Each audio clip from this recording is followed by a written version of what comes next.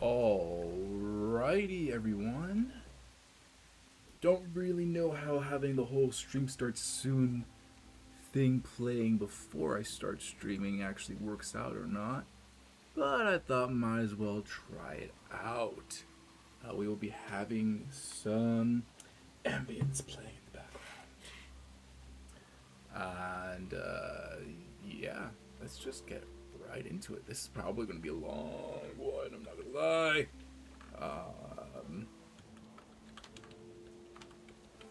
But let's do this right now. Right now, oh shoot, that is a lot of light. How do I do this? I wanted to try doing the standing. Try and raise this higher. I wanted to do the standing because I'm going to be sitting down for so long, but I did not realize I've got a halo above me. Yeah, I'll be sitting down for a long time on this stream, so I'm gonna try probably like maybe the first hour we'll stand, second hour or the rest of it we'll sit down, because we were sitting down for a long time playing Lego Batman yesterday, and we're probably gonna be here for about as long because the character tier list was about 4 hours long. We are so cooked, I gotta say. But yeah, if this is the first time you're watching, I'll stall a little bit because I do know that Eevee wanted to be here for this. He should be getting back home from work soon. But any very important information, if this is your first video from me, I have streamed the entirety of The Walking Dead. Almost the entirety, actually. I did not play the Michonne missions. I was told that it would be better if I either watched the show or read the comics first for the Michonne stuff. So for Michonne, as of right now, I have not played through those. So actually I can make a new tier right now. Add row below. And it's just going to be, I haven't played it.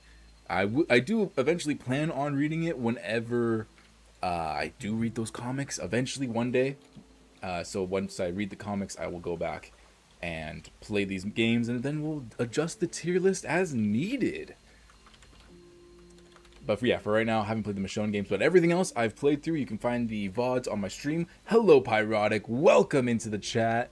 Let me move the chat a little bit.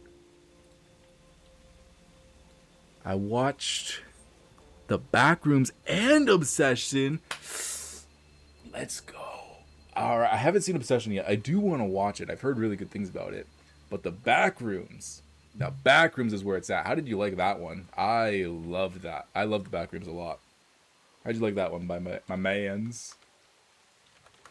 Played yet. So yeah, we're going to just put the Michonne stuff into here. One day, eventually, we will come back and rank it accordingly.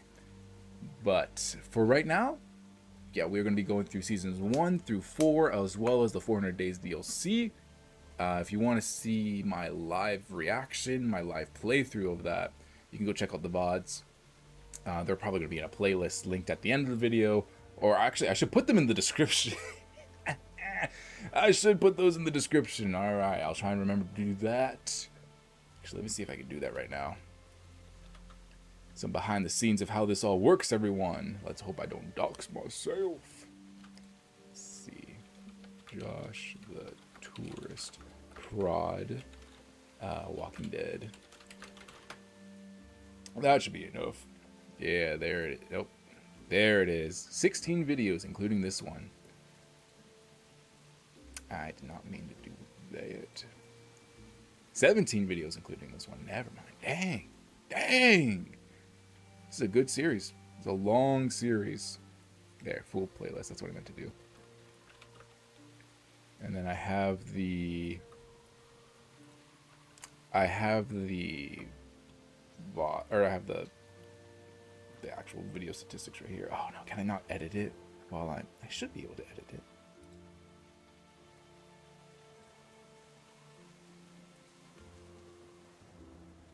I don't know. Oh well. I will add that later then. So let's just get right into this tier list. There will be spoilers. There will be a ton of spoilers for this. I don't know if I'm actually going to watch these videos to kind of help me remember what exactly happened in every episode. I do have the wiki here, and that's going to just kind of basically be like, okay, so this happened this episode, this happened the next episode, this is where this episode started, this is where the next episode ended. That's going to help a lot, because oh my god, I was looking through A New Day. Sheesh, man. There was so many, like so much happened in that, and I thought that that was broken up into 2 episodes. No, that was just full on, like, one entire episode. It actually broke my mind at how much they were able to include in one episode, and I didn't remember. I was like, dang, I thought that was 2 episodes at least, but nope. So yeah, speaking of A New Day, this was the very first episode of The Walking Dead. We got introduced to Lee, to Clementine, to, I want to say, other than Mark, I think, we got introduced to a majority of the supporting cast. So this was a very big episode. We saw Larry, we saw Lily, Kenny and his family, the farmstead. Was some poor man's kid died because, well, it didn't really matter what choice we made. Kid was still gonna die. He got ambushed by walkers on the fence. This was an absolutely jam-packed episode. And when I was going through this wiki, kind of to like get when I was going through the summary and the plot, I was like, all right, like I remember, like, this started off with the cop. I forgot. I thought it ended with that kid dying. No, this goes all the way. Like, we meet what's his name from the comics. Jeez Louise. This, like, and then Larry takes us out. Not takes us out, but Larry like knocks us out, I think. And then Kenny comes to help us. This is an absolute banger of a level. So much happens in this.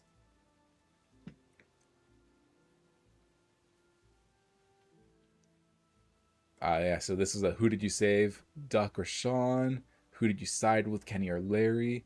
Did you give Irene the gun? And then who did you save, Doug or Carly? Dang, Doug, at the point of this being written, 51% for Doug.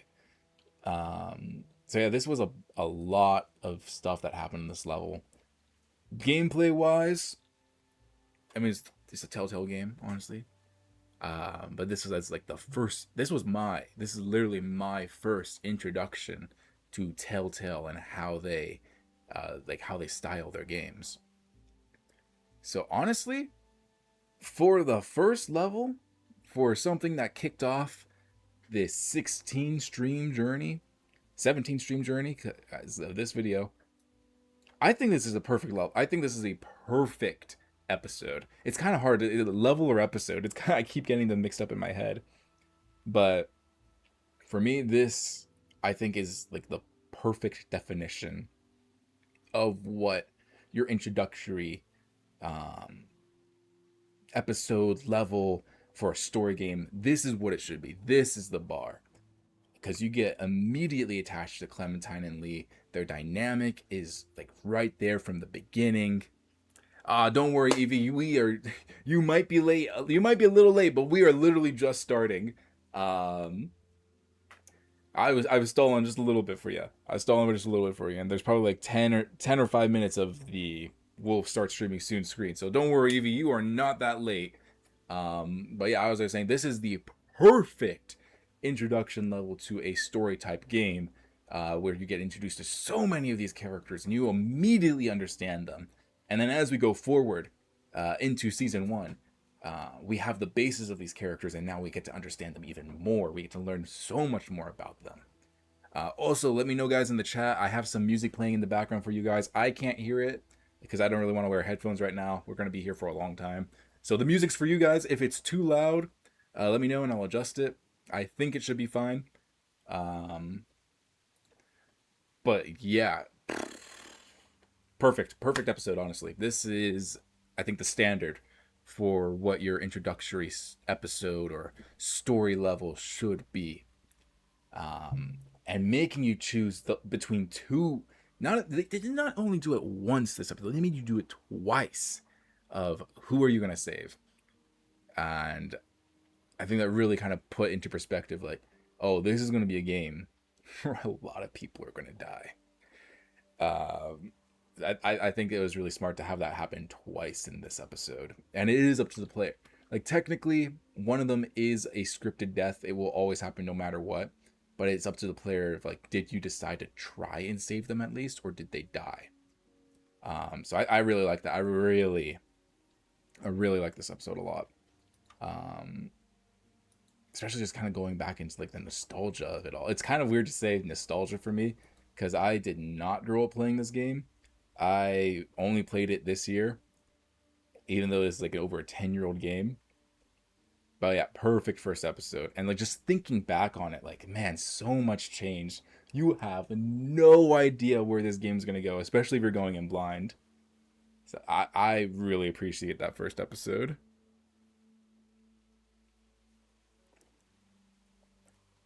How much have I discussed? Literally just the first episode, Eevee. Literally just the first episode. The only reason why the Michonne levels are here already is just because I haven't played them, so there's no reason to keep them in the playlist or keep them in the tier list any longer. Episode 1 is a strong episode. I think so. Yeah, it's definitely not the strongest within the like, you know, like we're gonna get more episodes in perfection. I think it actually might be at the bottom of perfection by the time we're done. But that's just a testament to how strong this game is. Introduces the characters very well. I'm saying, man. I'm saying this was a very strong foundation for characters. Like a lot of characters that we go on to meet, they come from this episode. And like or their foundations come from this episode. And we're only able to learn so much more about them later on. So I really love everything that this episode was able to do. Everything that this episode was able to do in what 2-3 hours maybe. I think it did a lot. I think it's probably one of the most packed episodes of the game, considering like just how much happens throughout the like 2.5 hours. I feel like we get a lot of scenes. We start off in that police car. We go into Clementine's house, the barn, Lee's parents' store, Doug and Carly, like their whole option. The little side quest with why do I forget? I love the actor. Why did I forget his character's name? But from the guy that's actually in the show, we have the whole side quest with him, like where like someone is bit and we have to choose: do we kill them, do we not, do we put them out of their misery? Like so much happens this episode, and it's crazy because I actually thought that it was 2 episodes before I read the wiki. So yeah, I really appreciate what this episode was able to do in both so much time and so little time. I feel like it's the weakest of season 1, despite this maybe episode 4. Really? I feel like it's the weakest of season 1, despite this maybe episode 4 is weaker. Interesting. Well, so like for me, I have a couple episodes where I'm like, I 100% know what they are. I don't need to look at the wiki. Transitioning, episode 2, Starved for Help. Immediately above. This is potentially the strongest episode of season 1? Question mark. We will see as we keep going. This, from start to finish, is just one horrifyingly wild ride. We have the introduction of Markiplier, rest in peace, and much like in episode 1 where like we get introduced to a few characters, episode 2 shows us we get Markiplier and we lose Markiplier, but I already like I'm mourning him. I liked him. I wanted to see more of him. He could have been a really cool character if we actually got to keep him around. But yeah, this is one of the strongest episodes because, like, from the very get go, when we get introduced to the the farm owners, the people that own the land, you feel like something's off. You feel like there's just something that's a little too good to be true about them. And even though I might have called it, I think it might have been for the meme. I'm pretty sure I did call out that they were cannibals, but I think I was mostly doing it for the meme because there's always got to be a cannibal in the zombie apocalypse, right? It was still horrifying and shocking to see what they had done to Mark and what they're so willing to do for each other. I think it's because they're a family unit. That's what makes those villains so much stronger than a lot of the other villains, like the primary villains that we get throughout the series. A lot of the primary villains that we get are kind of more in it for themselves, or like they're part of a group, but they have their own allegiances to themselves, or they're doing it in their own best interest. But this was a family unit, and I think that made it even scarier that they were all willing to commit just atrocious actions. And at the end, I'll read your comments in a second, Eevee. I know that you're leaving some, but by the end of the this episode, when we confront them, oh, Larry dies this episode too. That's a big one. Larry dying this episode is huge. And do we get introduced to? Yes, we do get introduced to Peter Parker. What's his name? Oh, I can't believe I forgot. Yeah, David Parker's in a bear trap. Soon enough. Ben. Yeah, all right. So yeah, this is where we get introduced to Ben. We get to see so much. Again, much like this one, I think I'm not as shocked at how much content is within it because it mostly takes place in two locations, the trailer park and then the farm. Whereas episode 1, it's like, all right, we have like 5 locations, bang, bang, bang, bang, bang, but it feels really perfectly paced. This episode is perfectly paced, and you don't feel like you're staying in one location for too long. It's very much the opposite of episode 1. But still, it creates like a super strong standalone story within its runtime. And I think it's one of the standout episodes of the game. Granted, we're going to have so many perfect episodes. I'm already saying that we might have to drop episode 1 down. We might drop it down, depending on how many perfect episodes we get. But let's see what you guys are saying. Let's see what Eevee's saying down here. Let's see. Agreed, episode 2 is arguably the strongest of the series. Episode 2 as a self-contained story is insanely strong, not to mention the divisions within the group. Exactly. And this is the episode where, episode 1, we kind of get like that whole, Lily and Larry are at it again, right? They're messing around. Not they're messing around, but Lily and Larry, they have their own allegiances. They're not that cool with the whole group. But this episode makes it so like we get to see more of that division, and it's within the entirety of the group. I'm pretty sure, is it this episode or the next one?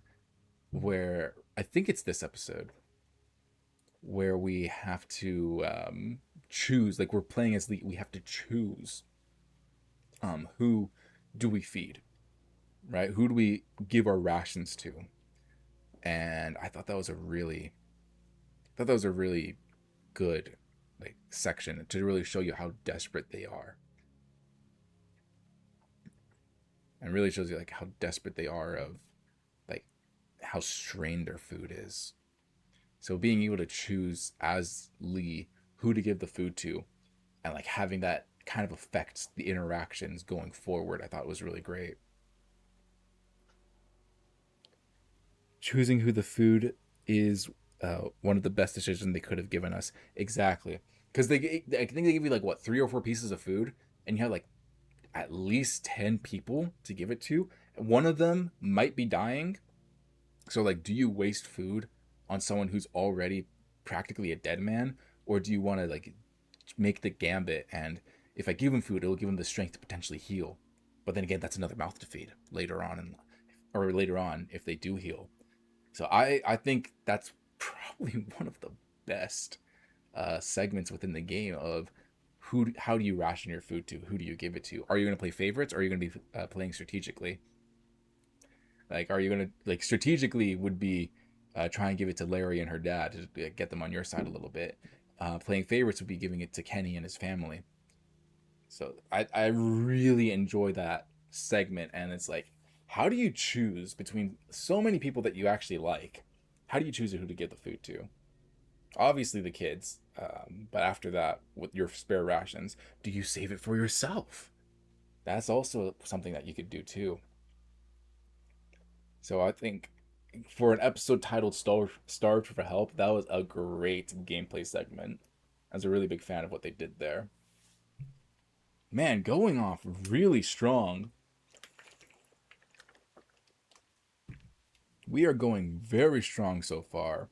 And now we have episode 3. So for me, I don't really remember episode 3 that much. This is why I have the wiki here. We do have this one. I wish this was broken up into parts. I wish this video was broken up into parts, because, like, come on. How am I supposed to know which episode is what? And I tried to find a playlist of episodes. Let me just find Walking Dead Season 1, Episode 3. No comment. Yeah, I know I misspelled episode. Walking Dead, Telltale. Let's...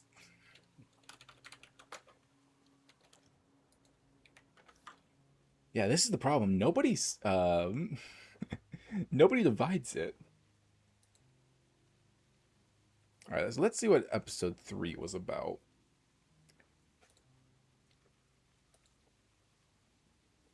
This was the episode... Oh, okay, yeah. This was the episode where... Oh, shoot. Duck dies this episode, doesn't he? Yeah. Okay, now I'm remembering. Damn.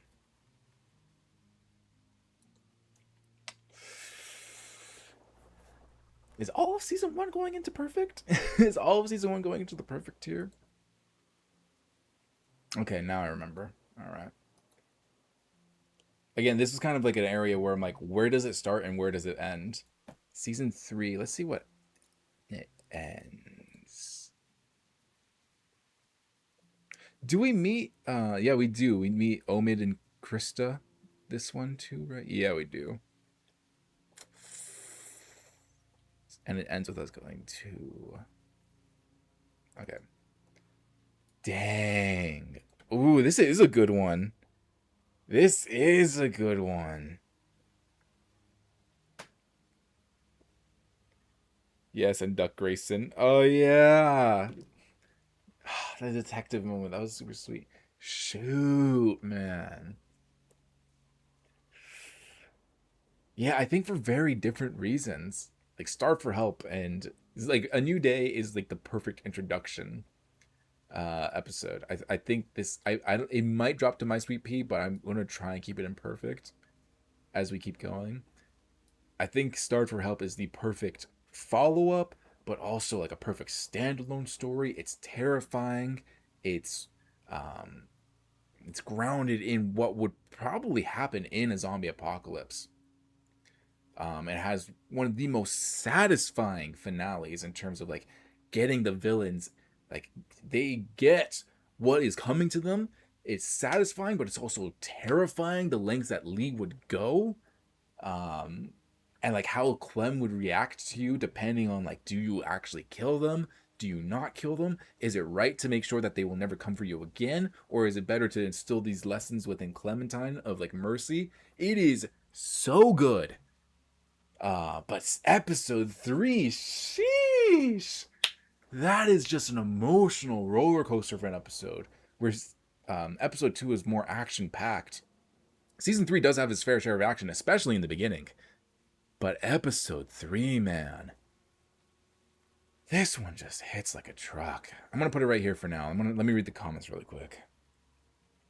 Episode 3 also has the most Clem Lee building with Taking Chuck's advice, that too. Yeah, because it's mostly the entire episode's on the train. Yeah, that's right. The Clement. Yeah, thank you for reminding me about that, Jim. That's right, because like we have, I think every interaction on the train is in this episode too, and we get it. Yeah, yeah. This is the episode where he teaches her how to shoot. These episodes, man. I'm gonna say this probably a lot throughout this stream. These episodes are always surprise me. Like looking back on it, like when you're playing it, I think I played like a few episodes at a time. So like some of the events mesh in my head. Was this episode 3? Was this episode 4?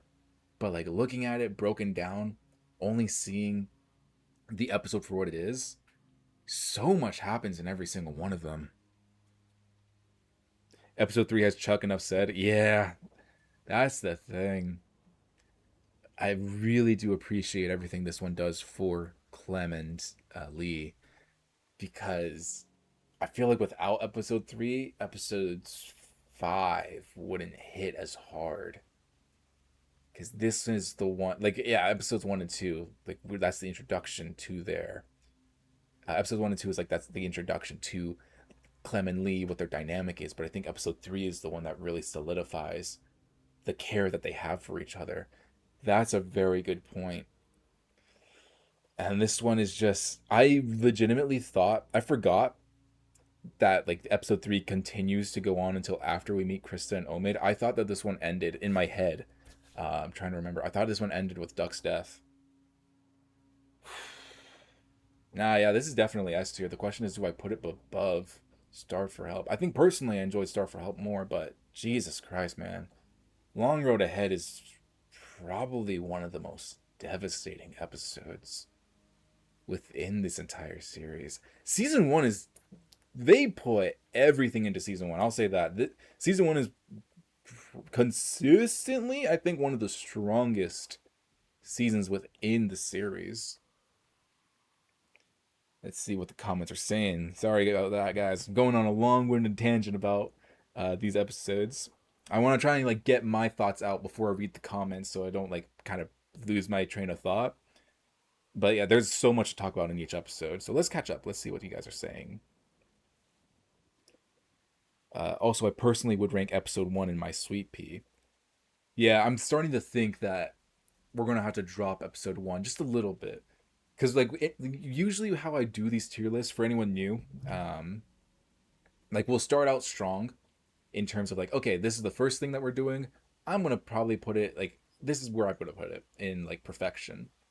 And then there's a curve. Like as we put more things in more tiers, as we kind of find out how the tier list is going, where a lot of things are being ranked, the curve starts to go, okay, like episode 1 is really good, but it's not as good as these, so I'm going to drop it down 1. So like that's how kind of I do tier list, especially like in these live stream videos. If I do a tier list that's like that's recorded, that's scripted and all that, we would do it in like order. So it's like, I would be able to write down all my thoughts. I know exactly where something is going. But these live streams, we're just doing it off the top of my head. So yeah, I'm thinking episode 1 is going to end up going down into my sweet pea eventually throughout this, especially as we get into later episodes. I feel like lackluster. Yeah, I'm gonna delete meh. That's basically lackluster. As we get into later episodes, I think episode 1 is going to end up dropping. It's definitely not going to go any lower than my sweet pea. But for now, let's give it the time it deserves in perfection. It does deserve its time there. It won't stay there, but I promise you, it probably is not going to stay there for the entirety of this video. Carly dying too is a big one. This episode has a lot of death. This episode really hits you like it hits you where it's like, yeah, your group does not have plot armor. No one is safe in this episode, and it is heavy foreshadowing for what happens for episode 5 in terms of like, yeah, no one's safe here. Episode 1 is a strong start, but episode 2 is what got me invested into the game. Yeah, that's true. I think episode 1 is probably like one of the best starts you can have for this kind of story like game. But episode 2 is the one that gets you hook, line, and sinker of like, damn, they will go that far. So yeah, I think episode 3, for all of its emotional moments, it's honestly tied with episode 2 for me. In terms of like, episode 2 is the one that's like, this game is so crazy. They go that far. You know, they'll have the cannibals. It's like action packed in terms of like the decision making that you make. But episode 3, this is the one that like the game is telling you now it is going to be consistently breaking your heart. And even though it's not within like Duck dying, it's not like one of your choices to make. It's not something that you could have done to prevent or prolong. No, it will happen. It's going to happen. And this game is going to break you with it.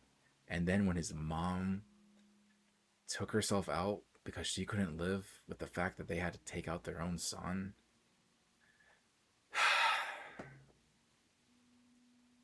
I just like this, and I feel so bad for Kenny. And this is like, I loved Kenny with in episode 1 and episode 2.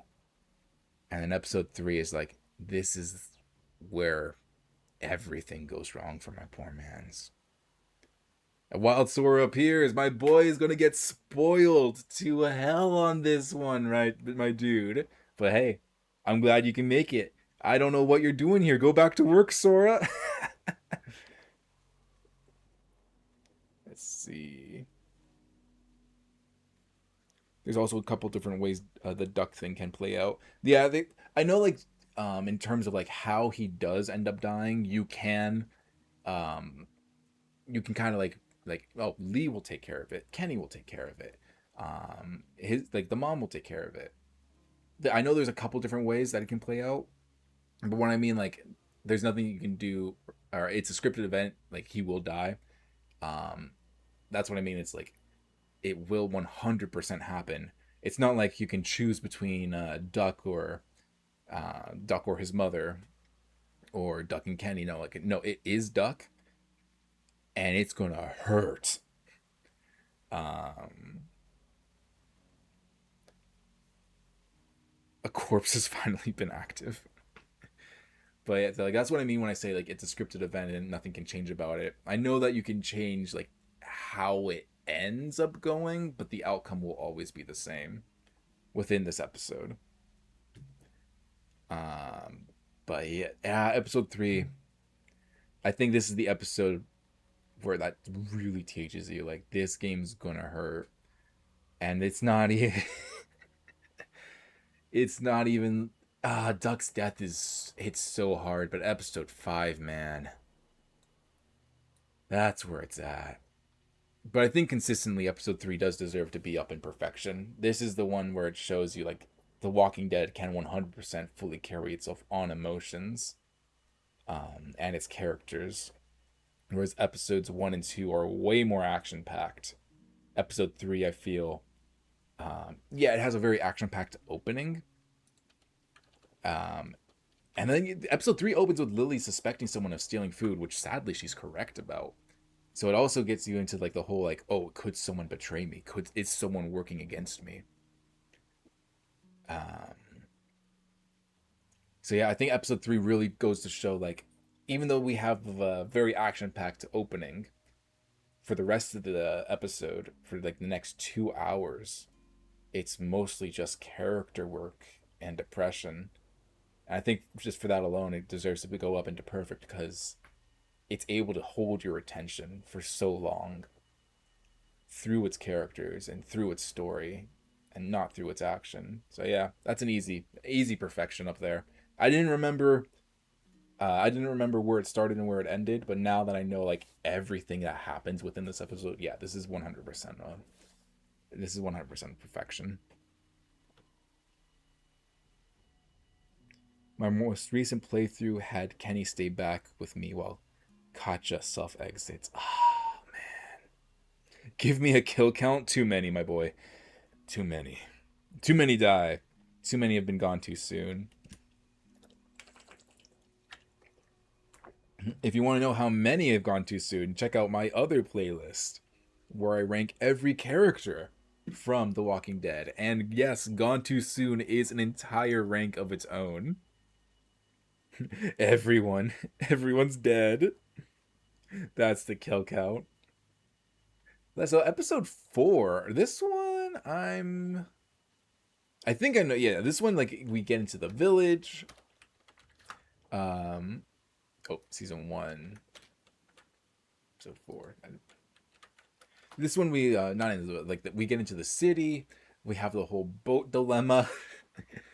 We get introduced to Corpse's wife right here. My wife too. We can share.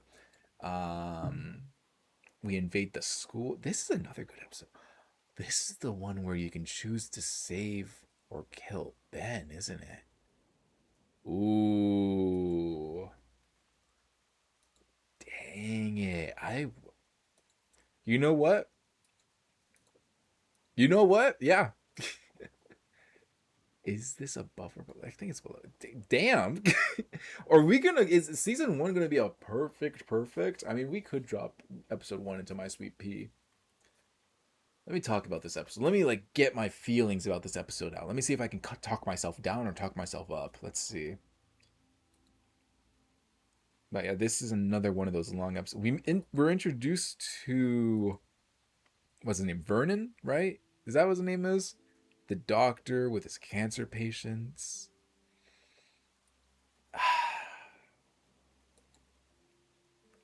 This guy, this fuck, man. He screwed us so bad. He screwed us over so bad.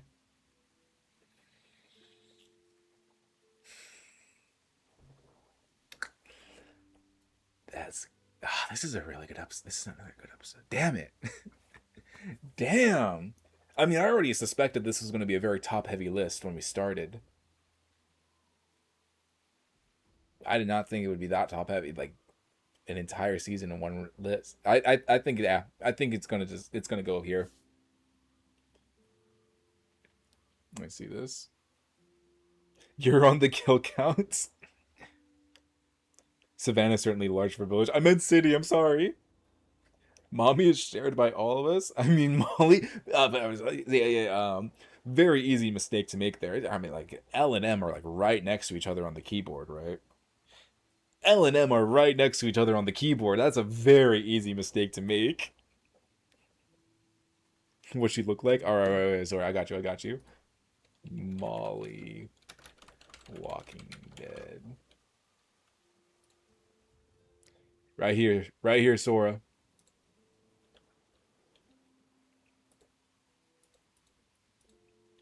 That's her. That's our wife. That's the community wife. Oh, let me move chat really quick.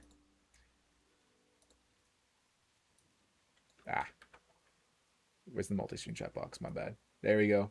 We're gonna just move that a little bit so Sora can see. That's the community wife. I could probably find a better picture. Probably not.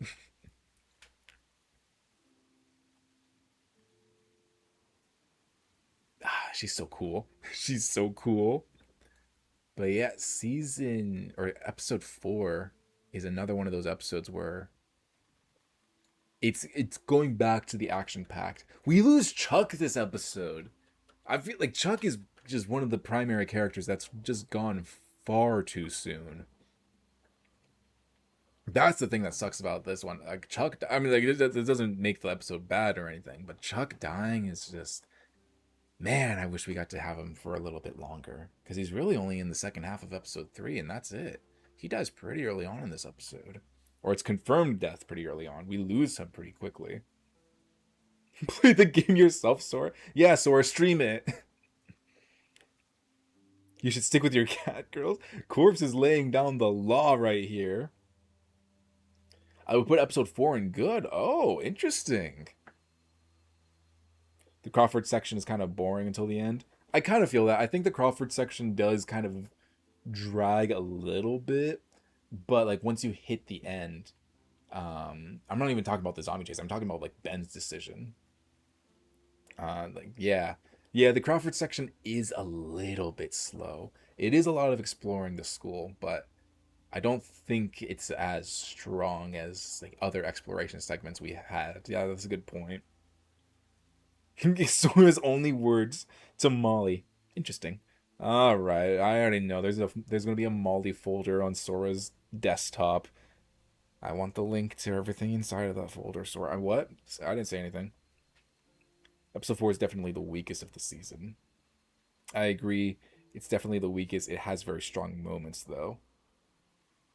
Forget cat girls. What about biker girls? Pyrotic's got it. Pyrotic's got it. No. Sora can have the cat girls. The biker girls are for us, Pyrotic. All right, you don't want to share with Sora, okay? I will never forget when biker girls were mentioned and Parada got too distracted to watch Black Lagoon. How do you get too distracted to watch Black Lagoon? Revi's the ultimate biker girl. Anyway, moving on. Yeah, episode 4 does have a lot of strong moments. And when I think of it, those are the moments that I think of. But it's mostly near the end of that episode. You guys are right. And they work. All right. It's always a test to see if they work or not. All right. Thank you for the super chat, Corpse. You'll need to step away from my waifu. We're gonna do that waifu tier list one day, and it's gonna be hilarious to see all you guys go feral over my thoughts. I picked up Biker Girl's number the other day. She's only 2 years older than me. Nice, Pyrotic. That's my man. That's my man. I taught him everything he knows. That's a lie. All right. It's episode 4. Okay, let's start dropping then. Let's start dropping some. So I think episode 1, compared to episodes 2 and 3, does go into My Sweet Pea. It could sneak its way back into perfection. We'll see how I feel about a few of these other things. I do think we're going to end up getting not season 2. We are going to end up getting quite a few things back in perfection up here, but I do want this to be a small, this is like that top of S tier, so I do want this to be a little bit of a, like, yeah, it deserves to be there. Episode 4, I'm gonna put it at the bottom of My Sweet Pea for now. I feel like there's a lot of memorable moments within it, but that's mostly near the end of it when you do make the choice of do you save Ben or do you not. I think, yeah, you guys are right. The Crawford section, it does drag out a little bit. It's not the best paced section, especially compared to episode 3 and episode 2. And then I feel like there is a lot of dilly-dallying within the city. Like, there is kind of a lot of just wandering around, kind of waiting for, like, to find the next thing that starts the story. So you guys are right. Yeah. The more I talk about it, the more I kind of do want to put it in good. But yeah, it's between these two. For now, I'll leave it there so we can kind of start filling out the tier list. But yeah, I'm going to leave it kind of here at good. But the introduction of Molly... Nah. Episode 5, though. Based Pyrotic? I'm saying, man, Pyrotic's got game. He just... Are you sure you're not the Rizzler? Yeah, Pyrotic's got game, man. A bike girl 2 years older than him? She should have been me, as they say. But yeah, I definitely do think that episode 4 is very good. But comparing it to everything else, talking through it, the introduction of Vernon. It's like we're at the peak with the introduction of Molly, and then we go so low with the introduction of Vernon. Yeah, I think everything with Ben in this episode's really strong. The dog, like the beginning with the kid and the dog, that's really good too. Yeah, this episode does have a lot of really strong moments. It's just, I think overall, those moments kind of get lost in the denseness of this episode. This is a very long episode. 2.5 hours. For 2.5 hours, I don't think it like keeps your attention the same way that episodes 1, 2, and 3 do. But this does have some banger moments, and it does hurt. The dog and the kid gets me. And all the Ben stuff is really good. But yeah, I think it is a very good build-up episode for the finale, but overall, I don't think it stands as strong on its own. Yeah. Episode 4 gives us Molly, but it also kills my guy Chuck, and it introduces the Vernon. So like, diminishing returns here with Molly. Nah, I'm kidding. Every time I hear Molly, I think of the jug. Well, that's on you, Pyrotic, my dude. Maybe you need to figure that out for yourself. Episode 5 is coming. Episode 5 gave us what the game Episode 5 is what gave the game legendary status. Any stuff that episode is great. All right, so yeah, might as well just get into episode 5. Oh, is it perfect? I think it is. I'm just kind of looking at the finales here. Yeah, I think episode 5 does deserve to go into perfect. Is it stronger than? Let's try and find. Let's try and find this. Yeah, I think it is stronger than episode 3. Honestly, let me try and find this.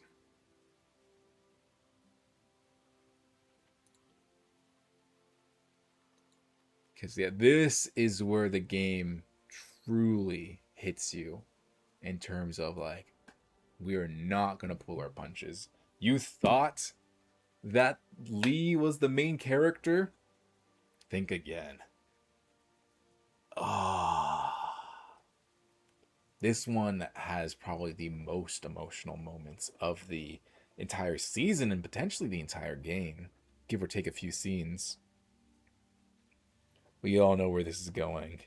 Yeah, there is so much that happens this episode, and that's not even talking from a story perspective. We're talking about a character perspective. We have the whole Lee and Clementine plotline, right? Where someone has kidnapped Clementine. Lee has to get her back in under a day. Or it is like it in a very short amount of time. Lee has to get her back before he turns into a walker, so he can make sure he can tell her everything he needs to tell her, so he has no regrets when he dies. We have the Kenny and Lee stuff where they finally make up. Depending on how you play, it can go a couple different ways. We have the entire. Well, I think that's actually the end of episode 4, right? Where you recruit everyone, or like the way that your actions are depends on who's with you in episode 5. I think that's the end of episode 4, but we get the payoff to that in episode 5. I think in my playthrough I got everyone. I think. I don't know if I got Ben or not. I think I got Ben. But yeah, I'm pretty sure I got everyone. Barely. I think I barely got everyone. So we have like all of that, like where like Lee and Kenny are finally able to like be brothers again, even though it's just so short of amount of time. And then of course, potentially the thing that steals the spotlight this episode. Again, depending on how you play it, I am so glad I got this outcome, I guess. I was gonna say ending, but it's not technically an ending. I'm so glad I got this outcome. The Kenny and Ben stuff. You know, you could leave Ben to die at the end of episode 4. However, the character journey he goes on, where it is finally, after, like, since episode 2, we've had this guy. After so long, he finally stands up for himself. He tells off Kenny, and like he makes not only Kenny, but I feel like the audience, because I feel like I remember when I was playing this, I really liked Ben as a character. I thought like he was really interesting, and he was I think the most realistic depiction of a teenager slash very young adult.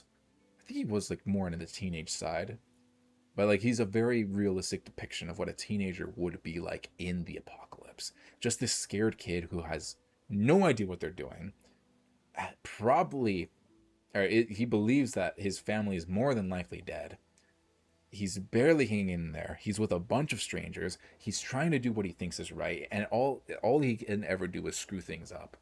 So after all of this time of doubting himself, of getting other people killed because of the decisions he makes, he's finally standing up for himself, and he finally reminds everyone that he is still technically just a kid, and that shakes Kenny to his core. And I think it's one of the best moments of season one, of Kenny kind of gaining his respecting Ben a little bit, or being able to at least see where he's coming from after so long of just berating him.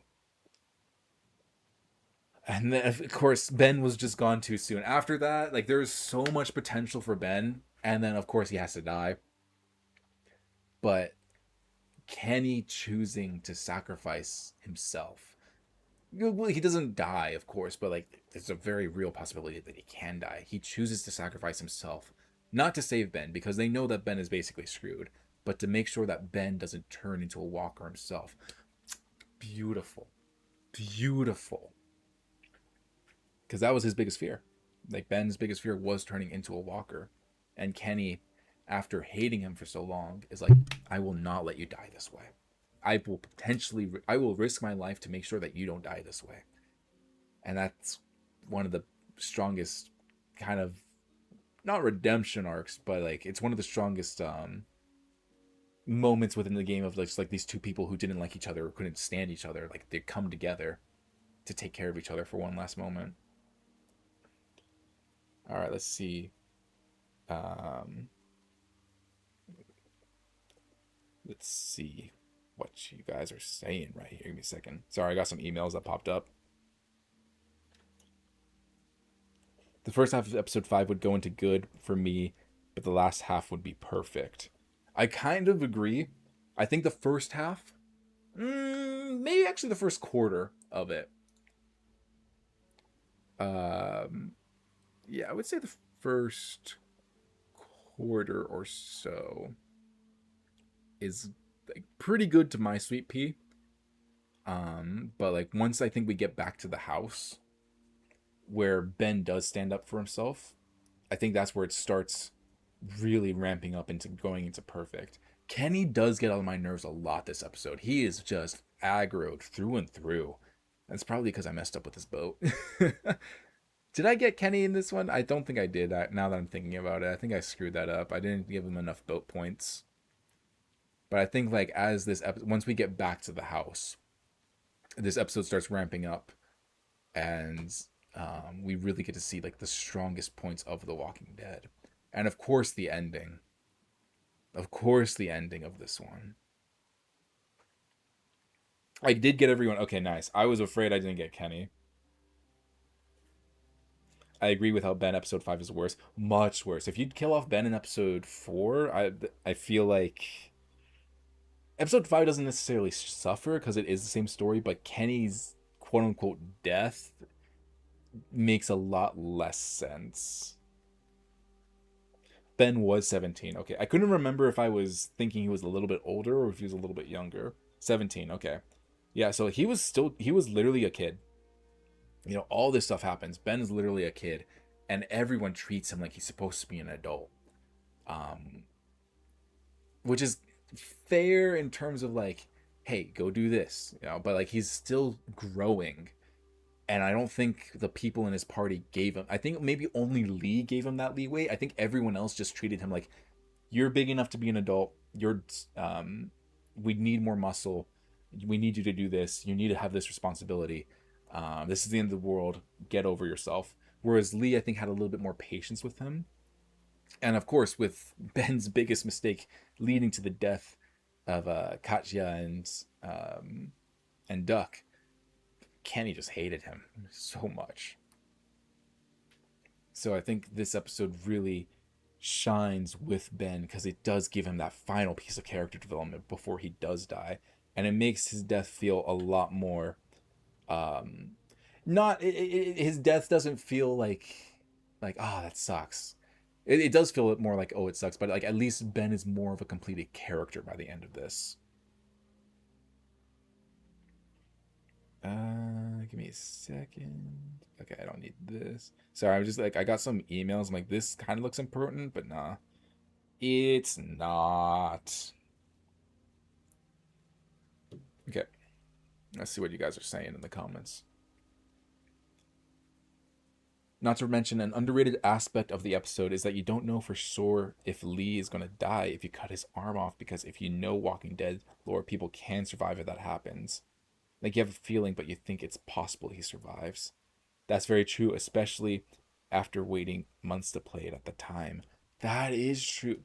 I think the thing that sucks is, like, if Lee had cut it off sooner, like the second he got bit, if he's like, all right, guys, just cut it off, he probably could have survived. He just waited way too long.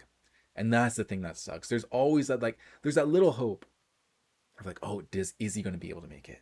Will he survive? And throughout the entire thing, like, after you cut it off, it's like you're just waiting for him to faint again. You're like, please don't, please don't, please don't. And when, like, he kind of starts getting a little bit loopy, you just know it's too late. But yeah, I really do love, like, that little attention to detail. Thank you for pointing that out. That, like, it does give you hope, because I don't know if it's in the game before that happens, but definitely within The Walking Dead. I do know that in the show. I haven't seen it, but I've just seen, like, clips of it, and I know some tidbits of lore here and there. Like, I knew that the Walking Dead virus was, like, everyone's infected, so whether you get bitten or not, you will turn into a zombie when you die. Like, I knew that from the lore of the show. That's impossible to escape. But I also knew, like, the amputation could potentially save someone. Just depends how fast you do it and how far it's spread. And of course, where you're bit too. But yeah, I can't imagine playing that live back in the day, right? And you're like, oh my god, he got bit. I hope they cut his arm off in time. Or, like, will they be able to cut his arm off? Will he be able to be saved by that by the amputation? That's like that. I did not get that experience. I got, like, did I play it in one go? Did I play episodes 4 and 5 in one go? I think I waited a week. I got a week-long wait. But, like, having to wait months between that, dang, that's on you. That's on you. You guys should have waited, like me. And it's really cool, like, to think, like, what the community was like back then, when, like, you didn't have, like, you couldn't play it all in one go. And it's really cool to think about. It's really cool to think about. And then, of course, I have kind of gone this entire time not even mentioning the end with the guy that kidnaps Clem, and then Lee and Clem, their whole reunion, and then their goodbye too. That hurts so much, especially when you have Clem kill Lee.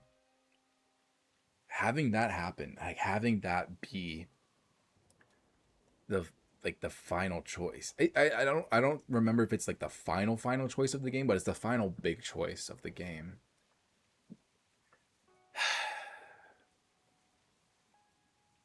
Once again, one of the most emotional moments of the entire game. And that's what puts the game on the map. It's the fact that, like, Lee was not the main character this entire time. Well, I don't know how it was back in the day with the community, but this entire time I had been, like, thinking that it's Lee and Clem's story. Or if Lee was going to die, it would be much later on, like within season 3 or even season 4. But having him die so early makes him, like, the ghost that haunts the narrative so perfectly. Because from here on out, like, everyone, or not everyone, but, like, from Clem's side, whenever you meet Kenny again, it's always about, like, Lee always comes up. And up until the final season, up until the final episode, Lee is still such a prominent character within the game because of how he touched Clem, because of how he was able to care for her. And, like, everything he did still is there until the very end. And, like, the relationship that's built between Clem and Lee within these 4 episodes is the heart and soul of the game, even if Lee isn't a part of the game for the rest of it. Even if he's dead for the rest of the game, these first 5 episodes cemented him as one of the goats of the game. And he's, like, he is the heart and soul of the game along with Clem. It's like their dynamic is the game. And I think that's, like, so impressive that they're able to do that within this episode.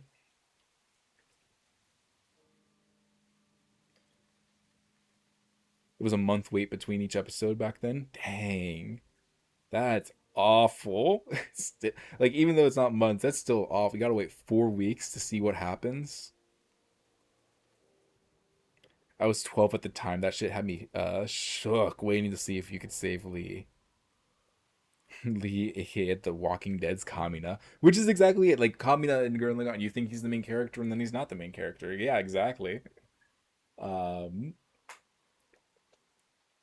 but man, it's crazy to think that like this game is that old, right? Like we have people that played it back when they were 12 or their early teens, um, and now it's over like what over 10 years old.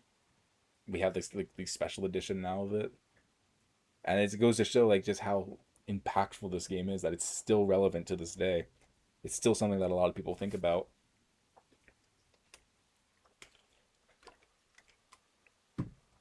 All right, before I put my desk into sitting position, we got one episode that I want to talk about. So I'll be standing up for the entirety of season 1. This is titled as um the episode 6. It's I guess technically it's episode 6. But it's mostly DLC. It's a bunch of short stories. It's a bunch of short little stories that are like, it's like we kind of get to see like some more people in the Walking Dead universe. What are their stories like throughout the first 106 days of the apocalypse? Of course, we're talking about, or did I say 160? Oh, I was looking at the first 400 days of the apocalypse. Jumping around in time quite a bit, depending on the order that you played these characters in. Some of them are really good. Some of them are alright. Some of them are like, okay, I hope we get to see you again. Maybe, maybe not. And some of them are like, man, I really hope we get to see you again. And then we just never see them again. 14 years old. The game? Sheesh, man. I remember, like, I never played this game back in the day, but I do remember, like, seeing posts about it. Like, oh, the new Walking Dead season's coming out. Like, it feels just like yesterday. I don't know what's going on with time. But yeah, we got 400 days coming up here. I think it's pretty good. I think it's a pretty good anthology mini level where we kind of get to see some more perspectives within this universe. What's going on outside of the main group, which I actually do appreciate. I appreciate that we are able to kind of understand, like, we're able to see so many people's different lives. And it's not all like Lee and Clem's group. Some people live in a group, other people live in like 1 and 2, others are just completely alone. I really like the prison stuff, like the prison transport bus, where we got to see like what happens to people that are like stuck in a bus. That was like really good claustrophobic horror right there. But like it's a good, I would say it's very good. But other than that, I don't think it like goes up to anywhere near here compared to these ones. I do think it's good, but again, it's an anthology kind of thing. You don't have like one big story that you're kind of working towards. It's just like, all right, it's 15 minutes, you play it, you're done, next character. So like for that, I think it's good for what it is. But compared to a lot of the other episodes, especially within season 1, I think good is where it goes. There are some standout characters, but sadly, I don't think we do much with them outside of Bonnie. And like of all the characters to do something with, it's Bonnie. Come on, man. I put 400 Days in good. If it actually played a part in season 2, I would rate it higher. Also, Bonnie really drags it down. Actually, I don't mind Bonnie in 400 Days. I don't even mind her in. I mean, we'll get to season 2. We'll get to season 2, episode 5 in a little bit. But I don't even mind Bonnie that much in season 2. In terms of, like, she's a very consistent character. It's just that, like, I feel like her ending just kind of, like, that's it. I don't feel, I'm not satisfied with the way her story ends. I'm not satisfied with a lot of the way that season 2 ends. But that's for, like, 30 minutes from now. 400 Days has a ton of unreleased content you can find on YouTube that would have made it so much better. It's sad that they didn't complete it. Ooh, that would have been interesting. I have not seen the cut content for this. That would be really interesting to see. Season 2, 4 of the best episodes and the single worst episode. Yeah, so for what 400 Days is, I'm gonna leave it in good. And that's mostly just because like it's kind of just a little slice of life of what the zombie apocalypse is for like a variety of different groups of people. I don't think it has the staying power that these 4 episodes do. I don't think it has the emotional impact that these 3 episodes do. It's just a very fun, quote unquote, fun time in the zombie apocalypse. And there are some characters that I really wish we got to see more of in the future. What was that kid's name? Let me see if I can find. See if I can find like the character breakdowns. But the one kid that was with like the dangerous guy, I liked him a lot. Vince, Wyatt, Russell, Bonnie, Shell. I think it was Russell, right? Yeah, Russell. I liked Russell's story a lot. I wish we got to see more of him. And I do know that in season 2, like you can see, I think Wyatt in the background of Carver's base. I think like if I remember correctly, like some of these characters are there in Carver's base, but they don't really, outside of Bonnie, they don't play a big role in it. And without 400 Days, Bonnie's character still makes sense. So it's like this isn't like an essential. This isn't something essential that you need to play. It's just something that you can do on the side, and that's not a bad thing. I just wish that like maybe some of these characters were given a little bit more to do in season 2, depending on who you got to go with you by the end.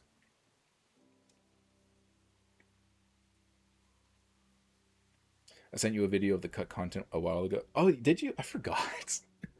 My bad, G.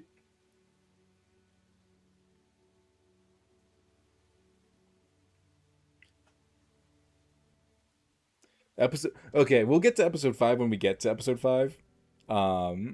Episode 5 is like it's so over and we are so back.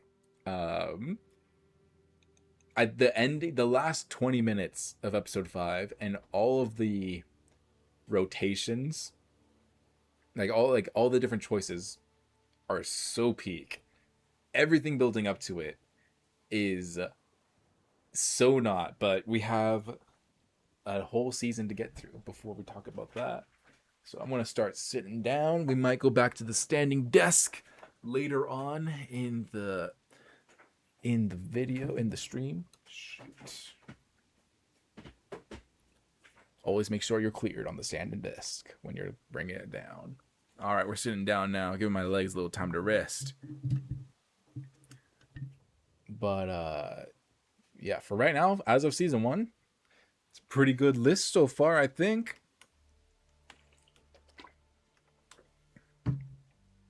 All right. I wish we got a spin-off about Vince, the prison bus guy. Yeah, honestly, I was kind of thinking, like, I think, or for me, Vince was the most interesting character of the 400 Days. I was thinking that we would get something with him, but it feels kind of like wasted potential that we never saw him again. At least in my memory, we never saw him again. I feel like I wish we did get more with him. If if not a spinoff, then like put him in somewhere in season 2 if he goes with you, of course. But yeah, I would have really liked to have seen more of him. I thought him and Russell were definitely the most interesting characters of 400 Days, and they were the ones that we ended up getting nothing about. All right, episode 1 of season 2. Him, Russell, and Shell deserved more. Shell was pretty cool. I like Shell. I think I did need a little bit more with her to get a little bit more Like I liked the story that we had with her. I liked her as a character. I think I needed a little bit more to get a little bit more invested. But yeah, she would be cool. Honestly, any of the characters within 400 Days, outside of Bonnie, I would not mind seeing more of. I think all of them had a really strong foundation. It's just that they never capitalized on any of that foundation. That's the thing. Okay, All That Remains, Season 2. Wyatt was just there and Bonnie was Bonnie. Yeah, I think Wyatt, I liked his personality, so I think it would have been easy to have made something to do with him. I think he had like a fun personality, but like of the entire cast, I think he's he and Bonnie are probably at the bottom in terms of interest, and then everyone else is like, oh, I could do a lot more with this. I think, but like if someone did want to like make something to do with Wyatt, I think it would be pretty easy to do in terms of like, hey, yeah, we could definitely give him more depth. He's a pretty likable guy. All right, so for episode 2, this episode was really strong, says Eevee. I have to agree. I just need to know where it ends. I remember where it starts with Omid's death. Why? My boy. Omid gone too soon, man. So where does this one specifically end? All right, let's see. Damn. Okay. All right, I know now. So this one covered, again, a lot of ground covered. A lot like A New Day. This one is an introduction to so much. It's the new status quo. After Omid's death, we got a little bit with Krista, and and then we have a little bit of alone time with Clem. We get introduced to the whole new cast. We have to do. Oh man, the whole like we had to give ourselves stitches. That hurt. That was awful to play through in the best way possible. When I say it's awful to play through, I mean that in the best way possible. If only Chuck lived to season 2, Omid would still be alive. Oh man, Chuck would be given some sage wisdom if he had lived to season 2. The game wouldn't game. Like we would have no story if Chuck was still alive. He would have solved everything.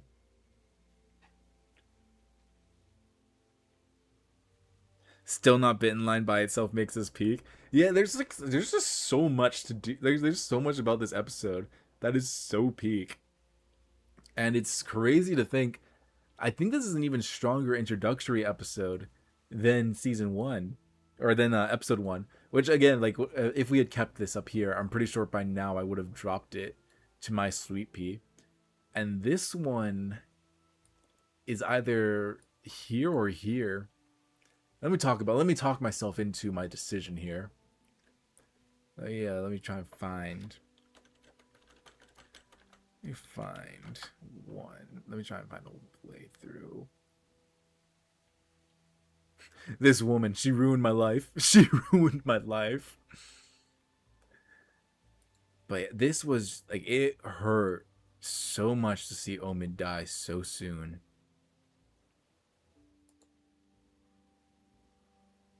That's messed up, man. Omid did not deserve that. But I think this is also the strongest that we get to see. Oh, no, maybe not the strongest, but I think this is like a great introduction to the season 2 cast. And I think it gives all of them a lot of potential. I think the scene where Clem is like giving herself medical attention is so hard to watch. It's so hard to play through. It's visceral and you feel every stitch. But man, she's a little girl boss. And I love all the memes that came out of this, where it's like this entire group of adults and they have Clem like basically doing everything for them. And then we get Chuck 2.0, aka what's his name? Pete. We got Chuck 2.0, another character gone far too soon. We got Ben 2.0, another character gone too soon. Yeah, having to choose between these two, again, that stuck too. It was one of those things that I liked Pete, so I chose him. But Nick, I ended up being a very underrated character in that playthrough.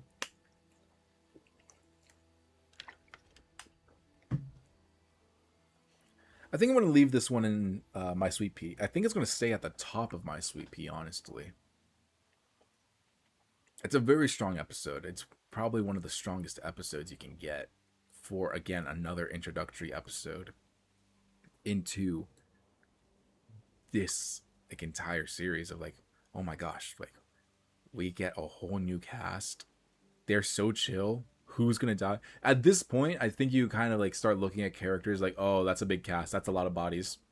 That's a lot of bodies. Who's gonna die? But this is a very short and sweet episode, but I think it does everything that it needs to get you to start becoming invested in this new group of characters. So yeah, I'm going to leave that here in my sweet pea. I think it's a very strong episode. I think it does everything that it needs to do for an introductory episode to get you back into the game and into this new status quo. Because I'm going to be real.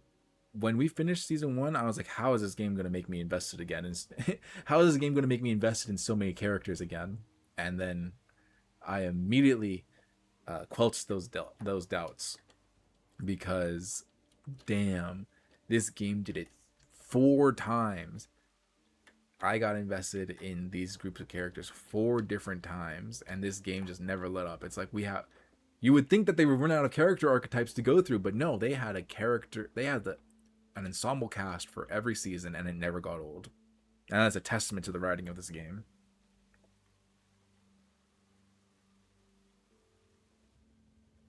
I agree that 2x1 is better than, or 201 is better than 101. Yeah, I think so.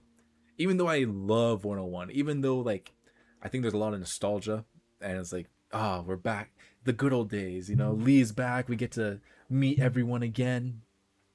I think overall 201 is able to deliver a very similar package in a much more impactful way. And not to say that shorter is better, but where I think 101, the length is really awesome. Like, it is a very long episode, and we get to do a lot and go through a lot. 201, it's a little bit shorter, it's a little bit more compact, and I think it hits a little bit harder. But that could also be that because we know so much more about Clem, we're able to take a lot of the baggage from season 1 and automatically, like, Clem is not someone we're being introduced to. Clem is someone we're growing with. So that could also help it, the Clem effect. 202 at House Divided is one of the best in the series. But back to 201, the introduction to the cabin group characters is strong. Getting to hit Rebecca with the whose baby is it also peak. Oh, yeah. Clem is so cool. Yeah, and this is, like, even though, like, Clem, it's very important to note, even though Clem is a character that we're not being introduced to, like, because we already know who Clem is, this is like a soft reintroduction to her character, because she stops going from like the very sweet and innocent, I talk like this, Haley, to like her voice is getting a little deeper now. She's getting a little bit older, and she's no longer the sweet and innocent kid. She's growing her own personality now, and she is a cold motherfucker. She calls you, like, you know, obviously depending on how you play her, but the fact that the options are there, she will call out anyone on their shit, and I love it. And Clem's character only gets better from here, honestly. So this is awesome to see Clem grow as a character.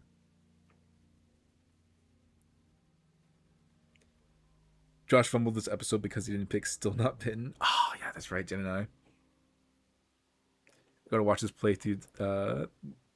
This live just randomly popped up my feed. Oh, hey, if you want to, I'm gonna try and remember to put the link in the description after I finish streaming this video.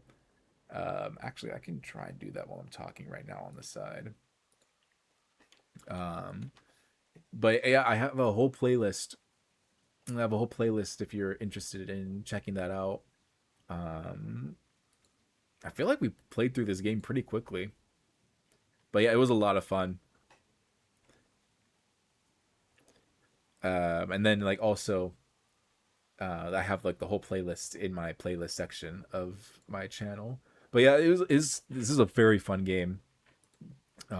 it deservedly won the poll for it won the poll for like which game should I play, because I hadn't streamed in a while, so I wanted to come back, and I had like a ginormous poll. There was like 16 games, and it was like a battle royale, and this one ended up winning, and I'm so glad that it did. Uh, check the Vods of my playthrough here. All right. I put a link in the description of this video, so you guys can just refresh this video, and the link will be there now. I made a lot of bad jokes. Yeah, no. I love streaming for you guys. It's such a unique experience to be able to play games with y'all.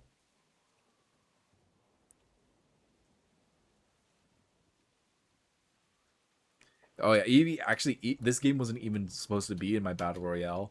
I sent a rough draft of the games that I was like, hey, should like these are the games I'm thinking of playing through. What do you think? To Eevee and another one of my friends, and Eevee's like, take out The Last of Us and put The Walking Dead in. I was like, all right, bet. And I'm so glad that I did, because this game is something that its characters is something like the characters in this game are there's some characters that I'm always thinking about now. The way that this game is able to write characters is so good. All right, let's see what a house divide. Again, I don't like. I know this one starts with whoever you choose, like Nick or Pete. I don't remember where exactly it ends. So let's kind of skim through this. I'm pretty sure Nick kills. Yeah, Nick definitely kills the guy at like near the beginning of this episode. Wait, is this where we get reintroduced to Kenny, or is that the third one?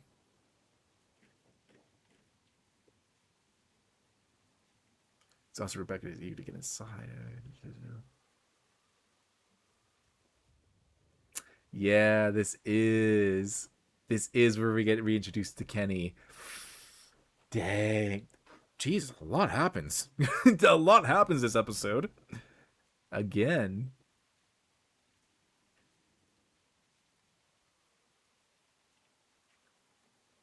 Okay. Yeah. So this one ends. Okay, this one ends with Carver capturing everyone. Gotcha. Okay, so it's the whole Snow Lodge stuff. Okay, automatically. At the very least, it's in My Sweet Pea. The Kenny reveal alone of I had thought he was dead, and for probably about a month, just like the way I was playing this, I believed Kenny was dead. Because I did take some long hiatuses because of just like school.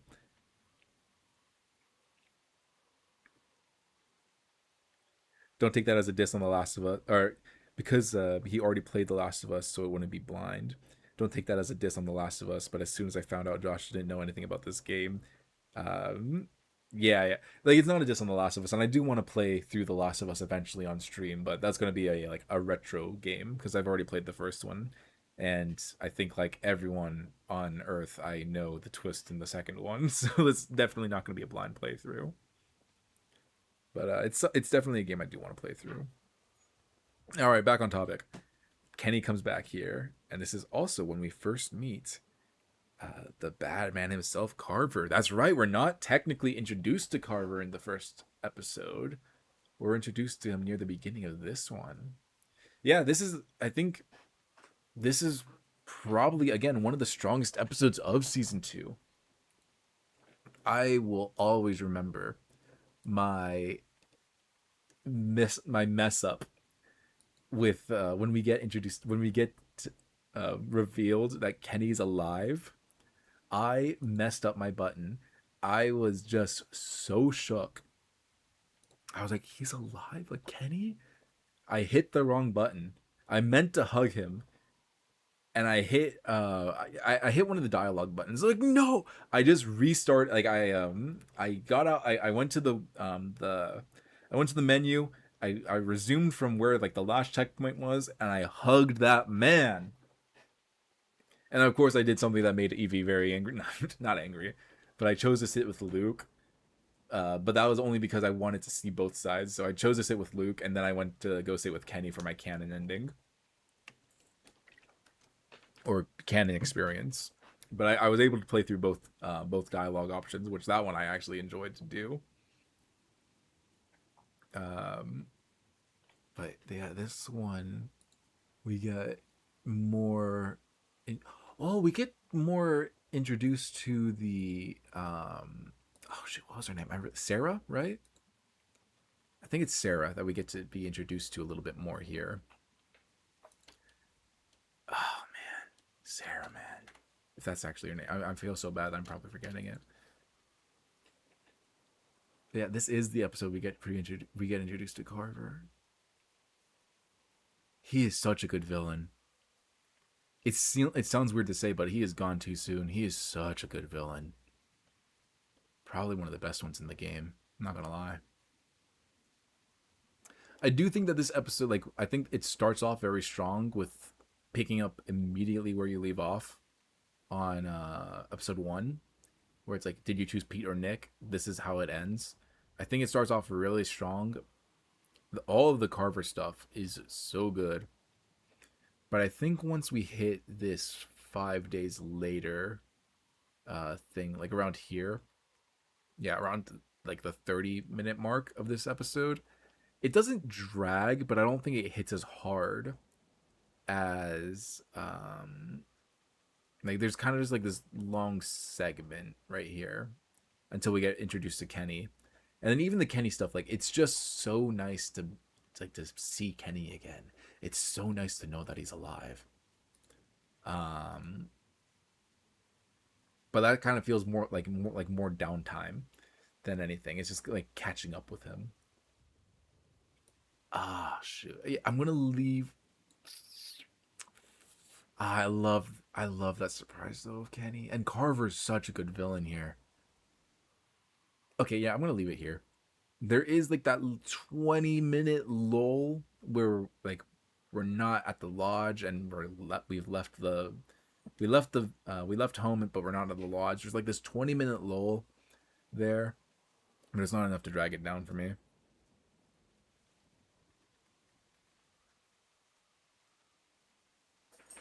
Michael Madsen earned his paycheck as Carver. Yeah, man.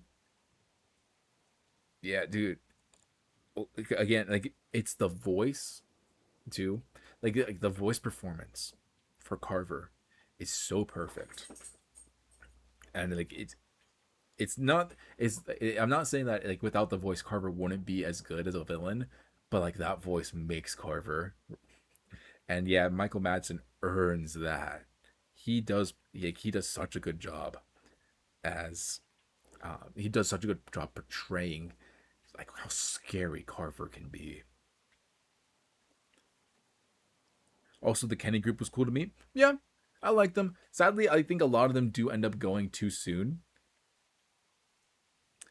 Oh, Walter forgiving Nick is also here in the lodge. Yeah, that's true. Again, I don't think it's as powerful as when Kenny forgives Ben. It's a very similar moment. Like those moments, it pays like homage to that moment. I feel like that is a very good moment, though. But yeah, I'm gonna like even though we have like that little lull where it's like okay, we're kind of like just trying to get to the cabin now or the lodge.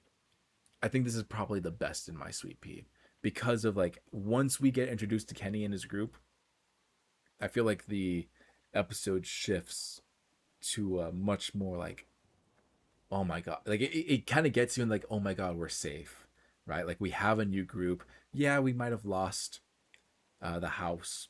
Carver might be onto us, but at least like it makes you feel safe, and that's when it gets you. Like a lot of like potentially good characters die, and it just pulls the rug from out. You should have learned this lesson by now, but it pulls the rug from under you when Carver is revealed. Like no, I was right behind you the whole time. Like I'm just like I'm gonna prove to you why I'm the best villain in this game. So this is easy, my sweet pea. This is an easy A tier one. I don't like outside of the Kenny reveal. I don't think it has moments as strong as this here, but it has a lot of good moments. It has a lot of good character moments, especially in the cabin. And then again, no matter like if you choose between Nick or Pete, I think both sides are really good. I think both sides are really strong in terms of like the dialogue you get between both of them.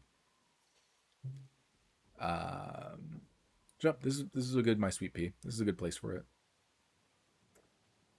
Episode 3. Um, I think this is the cutscene, right? This is just like the really. This is the glorified cutscene, right? Like there's barely any gameplay in this one. It's just you maybe hit an interaction button a couple times every now and then. This one's pretty good. It is an entire episode devoted to prison life. Like you got to kind of see what Carver's camp is like. It's like Carver's camp, what life is like there, what these people are running away from, what you've gotten yourself into. This douche. Yeah, this one's a really strong one. I don't think it's like a bad thing. This one is definitely more of a movie than anything. This one is like when it comes to gameplay, this is like what were they cooking when it comes to gameplay? Because like you barely do anything. It feels like in this one, you were just watching a movie. Um, from what I remember, but that movie, it is an hour and a half of just brutal, brutal treatment to your characters. Kenny loses his eye here. Carver gets his comeuppance. We lose Alan. This one was tough. I think this is the one where like I actually started to like Bonnie a little bit. Like I do not like Bonnie, but this episode was making me think like, oh, maybe there's hope for her. There was not hope for her. But this was a really fun episode to just experience in general. It was really fun to experience. Carver makes his episode so peak. Yeah, it does. He really does, because this is like where we get to see even more of him. Of course, this is the last episode we get of him. So I think they really like capitalize on like, okay, this is the last episode we have Carver in. All right, we got to put everything into it. And I think they do a really great job of just like capitalizing on that character and making him a staple of this game as one of the strongest villains in it.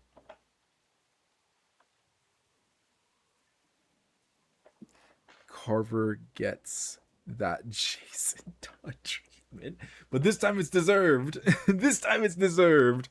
We love to see it. Love to see it. The only thing that they needed was for the warehouse to explode. It would have been perfect. But this one overall, I think I'm gonna put it right here. I really enjoy this one, but the fact that it's more or less a cutscene. Actually, I might put it here.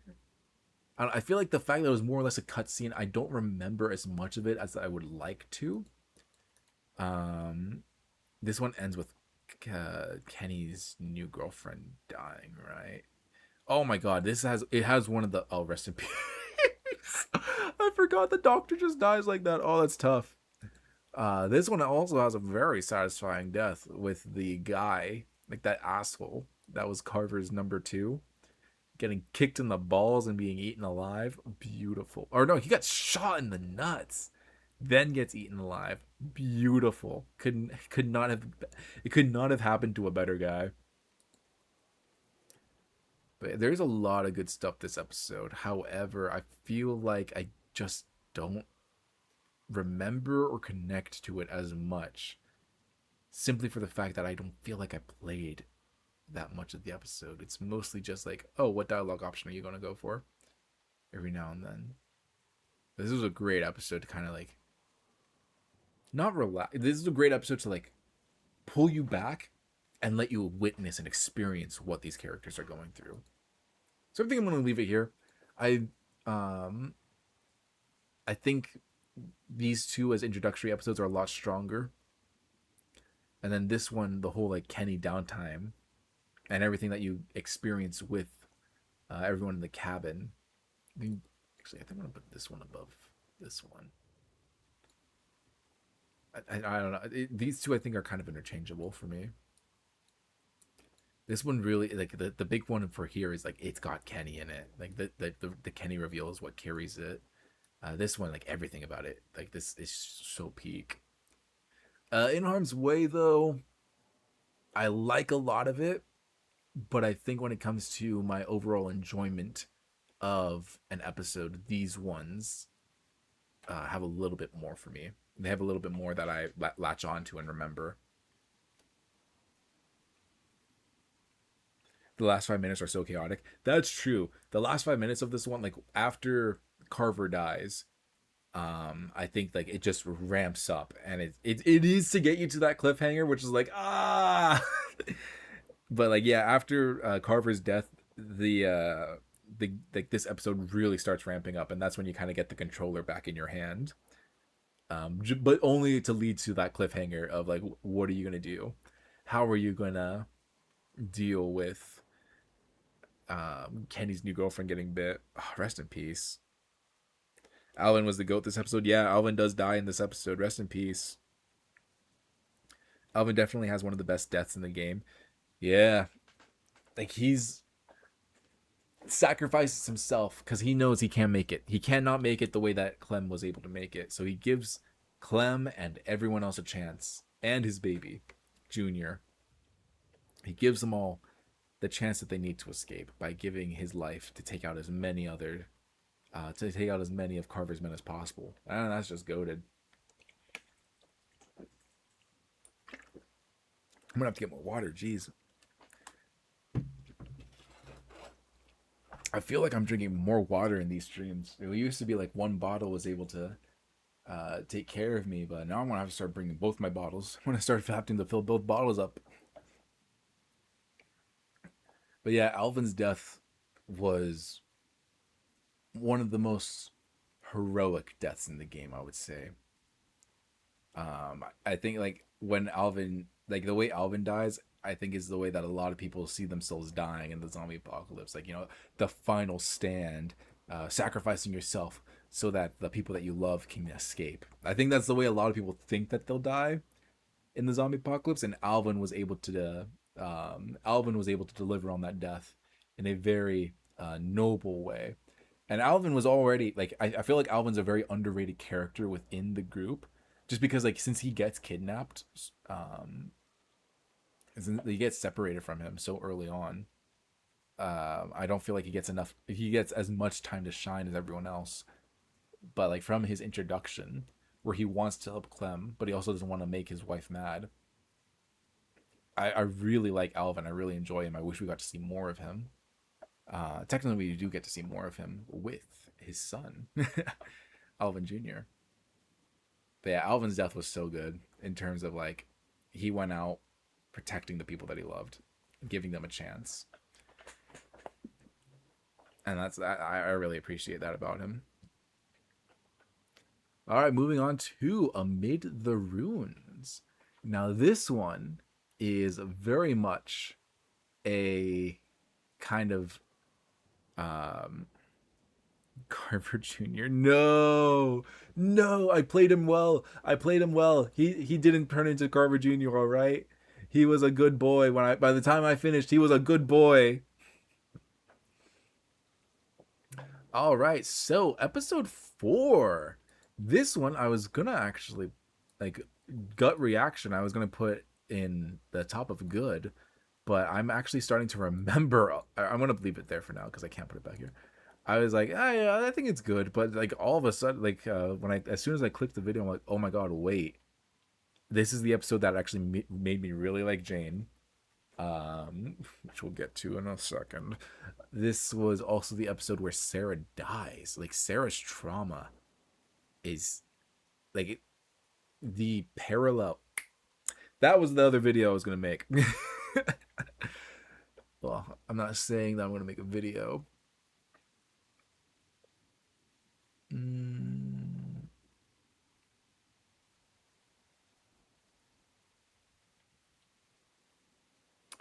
The doctor, the kids, aka Clem and Sarah. Yeah, the way that Clem and Sarah are kind of like a mirror of each other. Sarah is exactly what there are so many names that I have to go through right now. Sorry.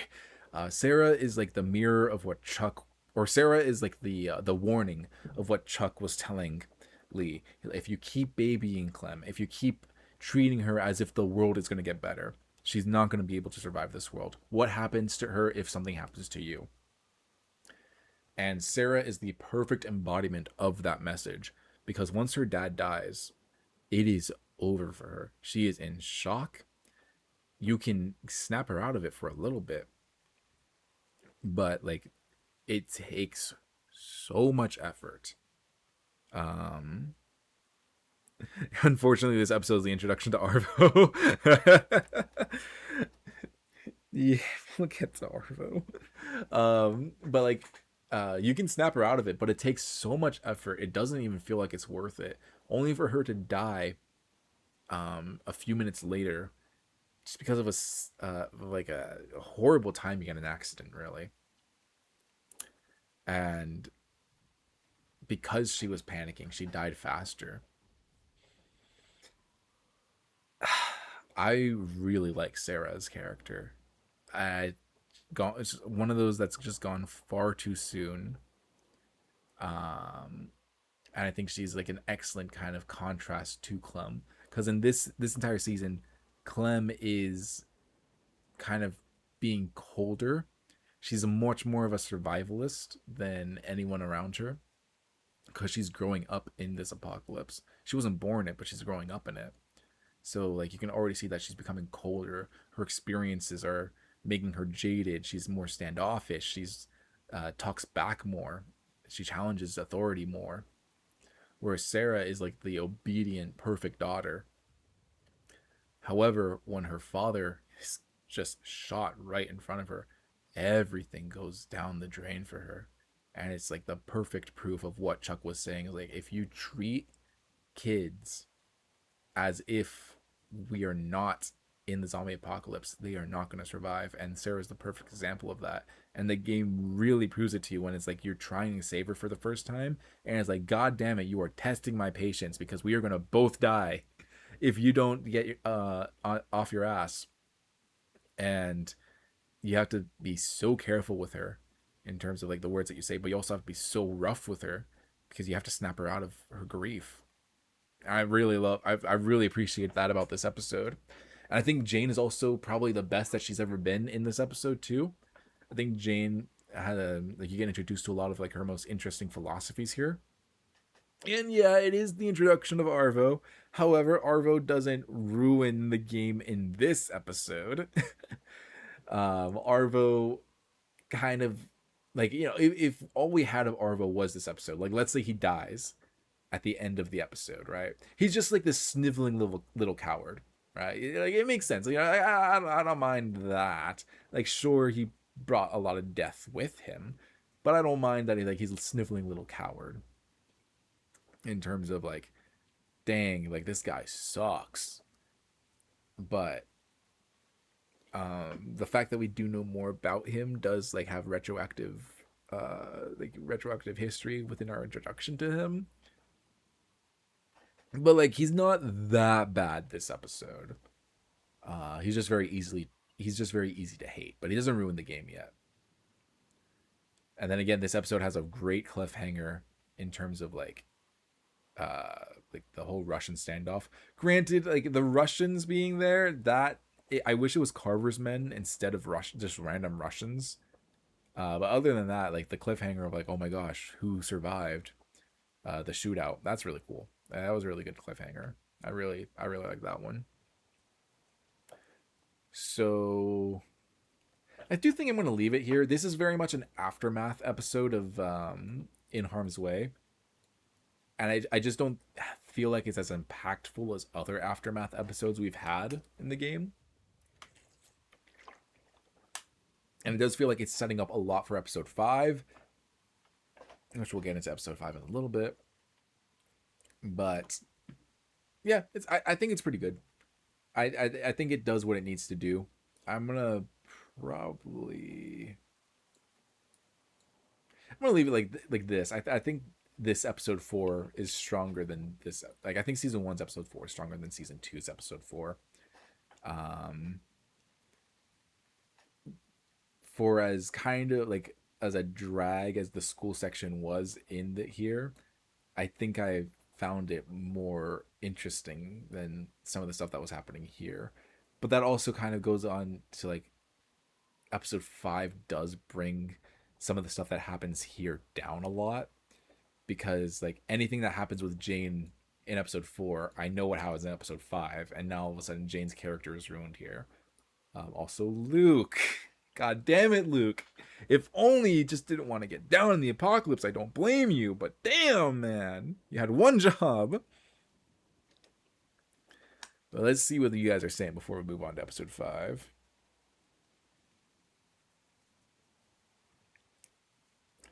We can still get season 5. Telltale is making more games, so AJ and Clementine can return. That could be interesting as long as the comic is not canon. But that could be interesting. I wouldn't mind. Again, I think that the finale is strong enough not to get a season 5, especially since like you're playing into like this. All right, we had a really great finale. We're doing another one. Like, how are we gonna end it again?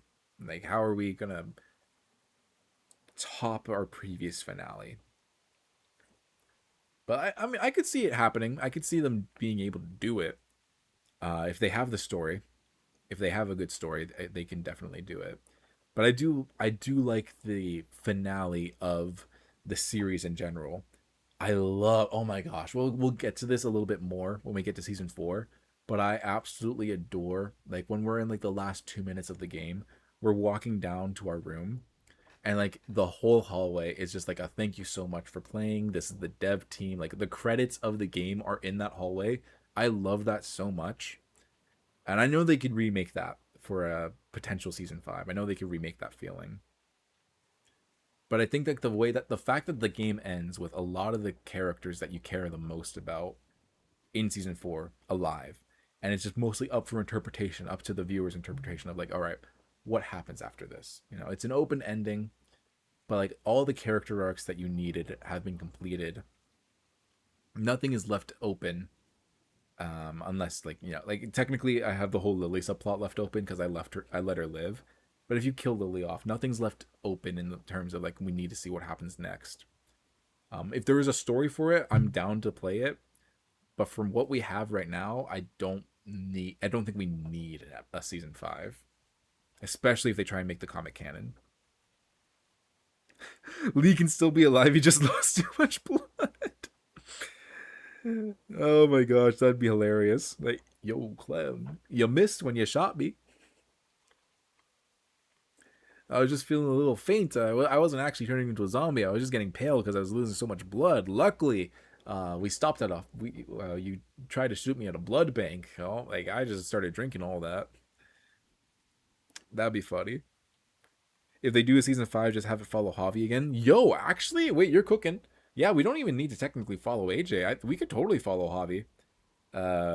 Because all the points I made about season 4, yeah, Javi's story ends in a satisfying way, but I'd be totally down to see more of Javi and what he's up to, rather than encroaching on the ending that we got for Clem and AJ. Yeah, I'd be totally down to see more of Javi as a character. I think we can do much more with his story rather than potentially ruining a really strong finale for Clem and AJ. All right, let's get into. Speaking of fives, season 2, episode 5.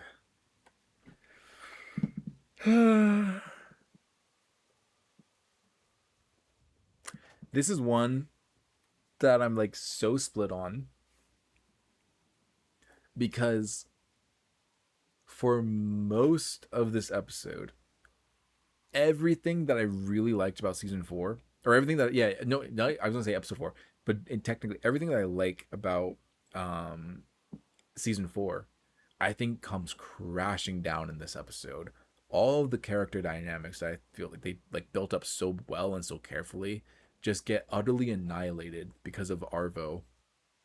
And he's not, it's not like he's even manipulating anyone. Everyone's just stupid this episode. Like there is no like grand manipulation. There, well, technically he is kind of manipulating them by lying to them every now and then, but like he's barely trying. Like bro is barely trying, and he destroys this group from the inside out. They turn Jane from a character who has a very interesting and unique philosophy to a character that is just straight up crazy. Everything that was so interesting about so many of these characters just becomes nothing.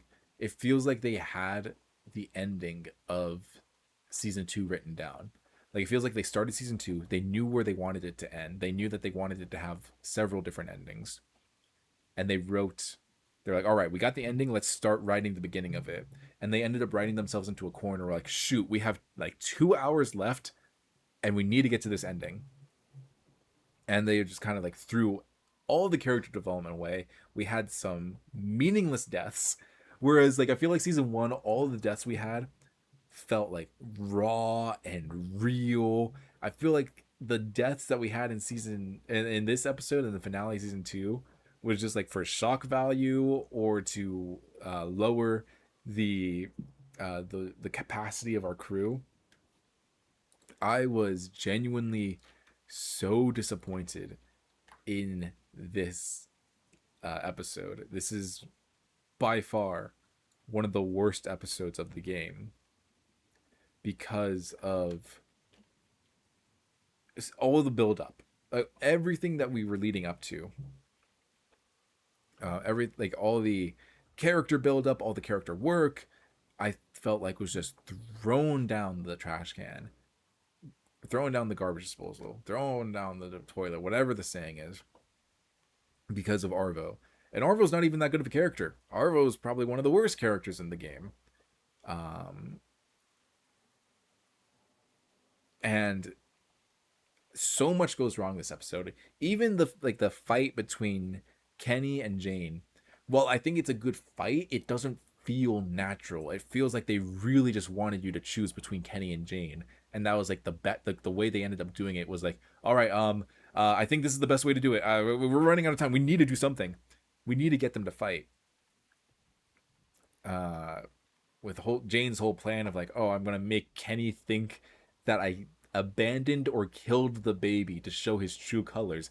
Woman, of course I'm gonna want to kill you. You potentially just murdered a baby. Like I honestly don't understand what the plan was or what the point was either. However, the last 10 minutes of this, or basically the loop that is like all the choices you can go through, other than the Jane endings, are so emotionally powerful. All the Kenny endings, which I'll start reading your comments in a second. All the Kenny endings are so peak. Even the ones where he does die, like when you do choose Jane, or like if Kenny kills Jane and you end up killing Kenny, everything that includes him is written so perfectly well. When he dies, like when you shoot him or when you choose to shoot him, that is when like we get to see the real Kenny. It's just like this man who's so disappointed with himself. Someone that like he sees you as like this last bastion of hope for himself. And when you choose to kill him, he breaks, and you see that. That is so sad. And then, like, if you choose to leave with him, um, if you choose to go to the safety point with him, it's like you see this hope with him. You get to the safety point. He sacrifices himself so that you could go, or so that Clem could get to safety. Or when Clem reassures him that we are not going to leave each other, like, we're going to stay together because we're family. You see that, that's like that hope. Like, he realizes that he's not this monster. Because I do think that Kenny sees himself as either this disappointment or as this monster. He doesn't see himself for the good person he is. So when Clem stands up for him, it's like, I'm not leaving you because we are family. And like, even though I know a lot of people are like, no, don't do that ending because he'll die in that ending for sure. I thought that was just so beautiful, and that was like what Clem would do in that situation more, other than like just leave him for safety. All the Kenny endings are so beautiful in this episode. It's so peak. It sucks because I think like those, like, what, 6 out of 8 endings are perfect. They're like the epitome of perfect. It's some of the best character writing I have ever seen. Not just for a game, not just for this game, not just for any game, ever. So like with TV, movies, it is so beautiful. Kenny's character is one of the best characters I've ever had the pleasure of experiencing. Sadly, I don't think that that peak, like the I don't think that Kenny can save this one. I don't think that, well, like, at least for me, Kenny's, like, of course, like the last 5 minutes, a majority of the Kenny stuff, a majority of like those like different endings are all perfect to me. I think the build up to them is lackluster. I remember playing season 2. I remember playing through this season, and uh I remember playing through the season and thinking season 2 is so good. I didn't know how they were going to do it. I think season 2 is topping season 1 for me. Uh and that was from episode 1 of season 2 to episode 4 of season 2. And I was so interested to see how it was all going to wrap up, because I was like, the finale is going to be what's going to determine if season 2 is better than season 1 for me. It was like this. They were like either they were very interchangeable. But season 1 had such a strong ending, and was like, I don't know how they're going to be able to top that. And then season 2's ending legitimately drags the rest of season 2 as a whole down. And it just kind of makes, it's not a waste of time, but it kind of just feels like, dang, Jane isn't technically part of the original group. Jane is someone that we meet in prison. Other than AJ Jr., none of the original group is in the last part. None of the original group is in the climax of this episode, if you think about it. Technically, AJ Jr., he's the kid of 2 members of the original group. But like, if you just cut to, like, if season 2 began with meeting the group in prison, like, nothing really changes about the finale. It's about Kenny and Jane. Kenny is someone that's from season 1. Jane is someone that we meet in the prison who has no affiliation to the group that we're introduced to in episode 1 of season 2.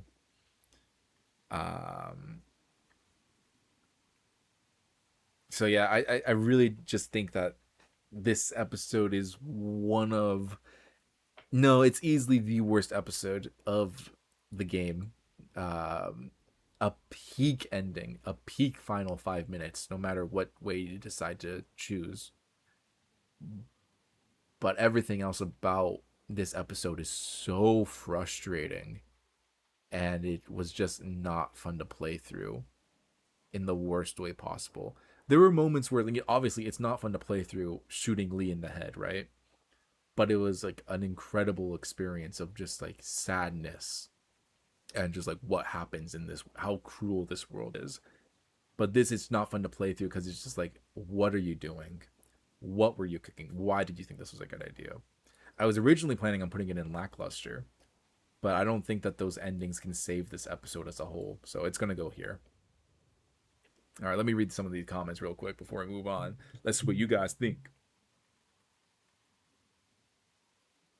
Shows Richmond versus Delta in a potential season 5. Yeah, like we said before, I think that'd be really cool. I think following Javi would be the best way to go about expanding the Walking Dead. I think Clem's story is over. Like Clem's story is it's done. Like it's that I'm satisfied with Clem and AJ. I don't need any more of them. Mostly because I want them to live. So having it end up that way, having it end that way for sure. Like for their characters, like we know they'll still be alive. We know they're still alive, and I don't need confirmation about their deaths. So I think exploring Javi's character is would be much more satisfying. There's tons of people that think this is the best episode for some reason. I think it's mostly just the ending. I think it's mostly just the ending carrying the rest of the episode. Like there's so much about this episode that's so infuriating. But even though the way that we get to that ending between Kenny and Jane fighting, Kenny and Jane fighting is really good. It's very powerful. It's just once you kind of take a step back and realize, like, wait a minute, the reason why they're fighting is so dumb. That ruins it. But you know, like either Kenny dying, you staying with Kenny, or Kenny leaving so that you can stay at the safe haven. Like all of that is so powerful. I do think that ends up kind of making people think that this episode is better than what it is. But I can see why people would think it's the best episode, just because like all the different ending gimmick is very, very powerful. But for me, I don't like it. Anything involving Kenny, this episode is peak. The campfire scene too. Oh my god, I forgot about that. Kenny wishing Lee was there, and the best representation of grief. Yeah, Kenny in general is just the best representation of grief.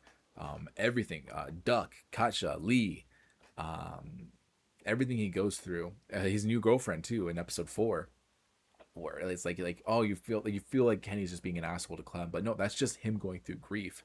And once he's kind of processed that grief, he goes back and he apologizes to her. He's like, I'm sorry that I'm sorry that I snapped at you. I'm sorry that I blamed you. You were just doing what you had to do. So it's the fact that he does apologize for her. That's what excuses his action. Like, you know, it doesn't excuse him. Like, he obviously should not treat anyone the way that Kenny was treating Clem. But he was in grief. He wasn't ready to. He wasn't ready to face Clem after she technically killed his girlfriend.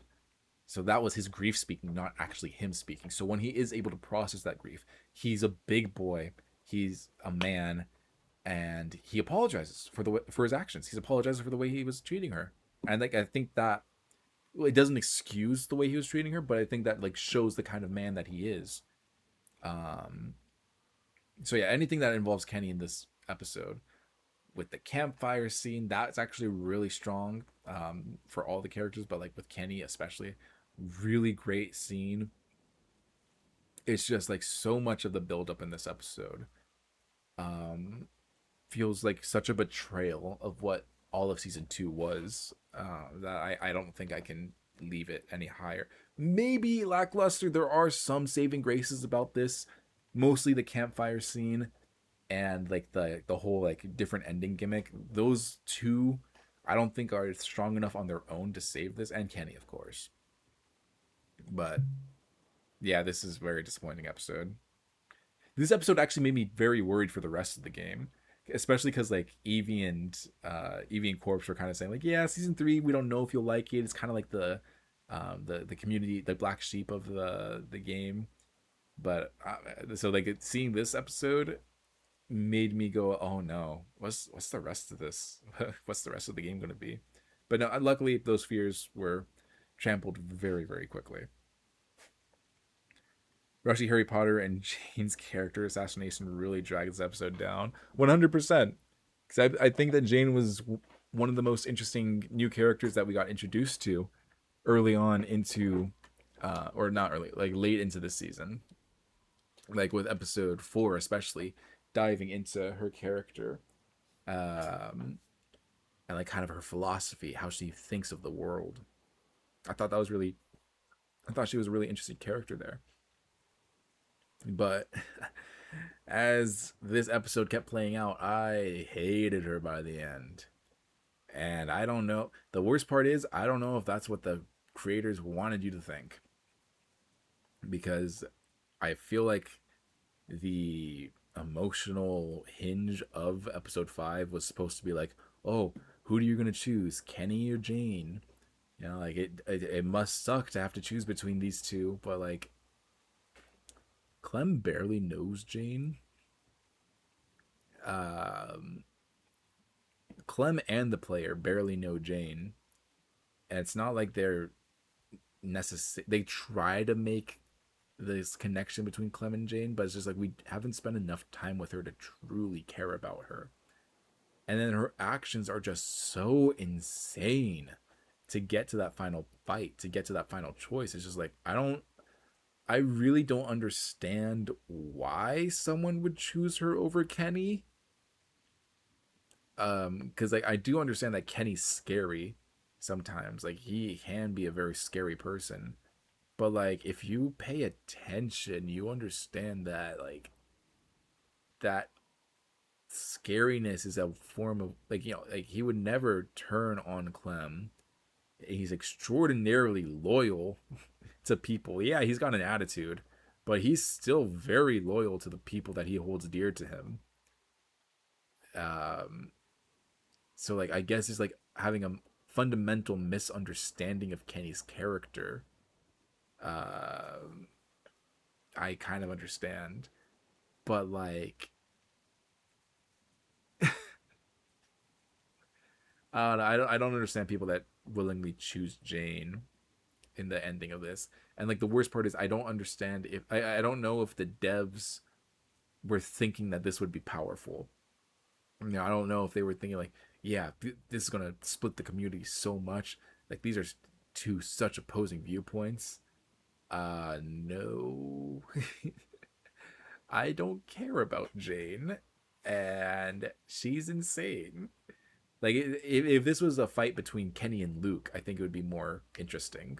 Like, which I feel like that's what it was originally building up towards, but they ended up killing off Luke, so they needed someone to um, substitute for him. But even then, I don't know. I don't think I would have liked it in terms of like, all right, one of them has to die. You must decide. Like, well, Luke is a chill guy. I'm still gonna choose to kill him because I know Kenny more. But like, why are they fighting? I don't know. I feel like this is like a lose-lose situation in terms of like if we needed to have that final fight between characters. I don't know. They needed to go back. They needed to go back and do another draft of season 2 to really make it feel earned. It's actually surprising that 50% of the people choose her. I feel like at that point, like it's been so long that 50% is more people just going like, oh, I wonder what, you know what? I've chosen Kenny 100 times. I wonder what it's like to choose Jane. Don't even get me started on Luke's death. God, that was so stupid. I feel you.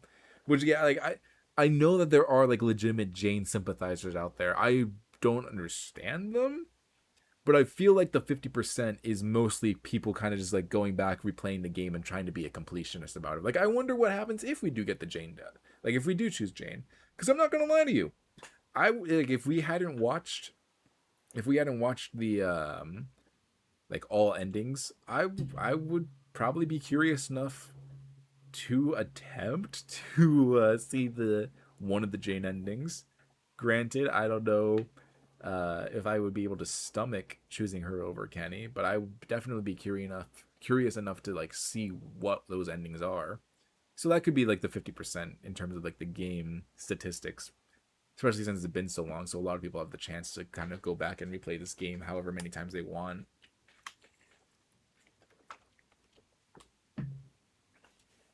But yeah, this is Easily the worst level of the game. I don't think we're gonna have any other episode in this tier,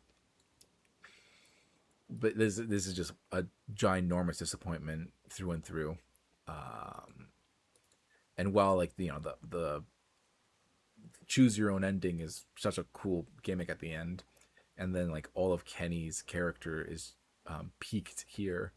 I think everything surrounding that is just like I can't understand what they were thinking in terms of like, did you think you were cooking? Do you think this would be a difficult decision to make for the player? I don't know. And I think that's like the worrying part. That's like I don't know if the creators really thought that they were cooking with this, and that's kind of the sad thing. Okay, before we get into season 3, I will be right back. Give me like less than 1 minute. I'm gonna go refill my water bottle because we still have like half the game to go through. So I'm just gonna turn off my webcam really quick. I will be back in like 30 seconds.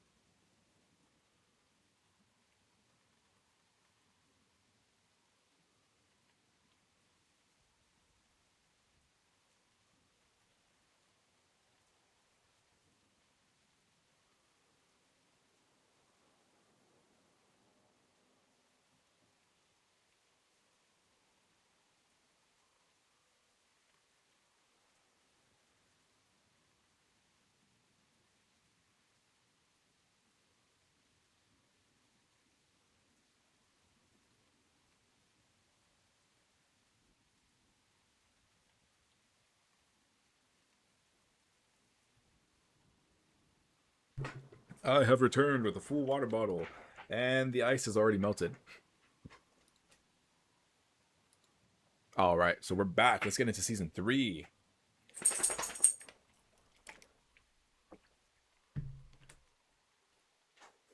Quick, Eevee, we need to start saying a bunch of curse stuff. No, my chat. Let's see what Eevee has to say about season 3. So right now, this is like the tier list for seasons 1 and 2. I think this is actually I'm looking at it. I don't think I would curve anything right now. I think this is pretty strong in terms of like my thoughts of every episode. Yeah, I think this is fair. So for season 3, let's see what Eevee has to say about it really quick. Season 3, episode 1, I actually think is the strongest start in the series. Your playthrough completely flipped my opinion on season 3. Yes! Yes! People are finally understanding how peak season 3 is. I'm actually really surprised, like, because, I mean, I said it before, but for a little bit of background on season 3. Oh, also her character, I feel like, I didn't really like her in episodes 1 and 2, but episodes 3 and 4 really flipped me on her character. I just wanted to say that. Like if she had survived, I think she and Clem could have had a really strong mother-daughter thing going on. So let's see where episode 3 ends. Again, I remember where it starts. It's just like I don't remember where it ends. It ends with the death, right?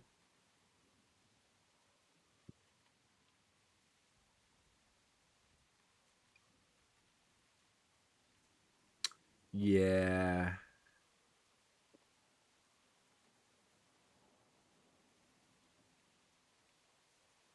Okay, so this does end with her dying. Oh, that sucks. Wow, 84% of people stayed with Clementine. That is crazy. That's the Clementine effect. All right, we'll talk about the Clementine effect later. Yeah, so season 3 is where we begin. I am so happy to see that I was able to kind of flip your guys' opinion on that. Because a little bit of background before we started season 3, Eevee and Corpse were kind of warning me like, hey, it might not be as good as like previous seasons. Um, like it's still good, but it's not going to be as good. And as I was playing it, I was I got so invested so quick. Again, it's like you get introduced to a whole new cast, and I think for like at least the first half, or potentially I think it's about the first half of this episode, it's all new characters. That you don't have anyone that like you can recognize from previous episodes until like you meet Clementine in the halfway point. But there's no it's literally a coincidence that you run into her, so there's no relation. Um, so it's a completely new cast, a whole new set of problems, and what I really enjoyed about it is the fact that much like the 400 Days, you get a different look, or you get a look from at a different group and how they survived the zombie apocalypse and how they've been struggling.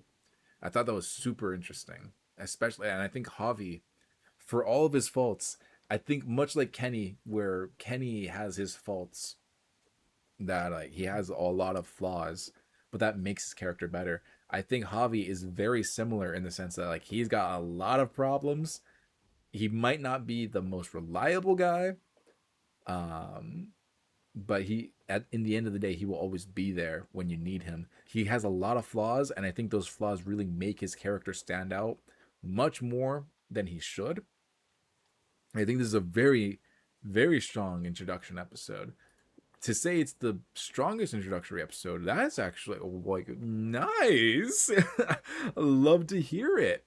As season 3 defender, thinking on just kind of like skimming through here.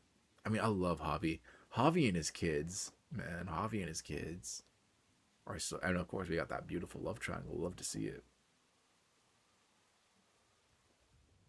Oh, this guy chose to go with Trip. Okay.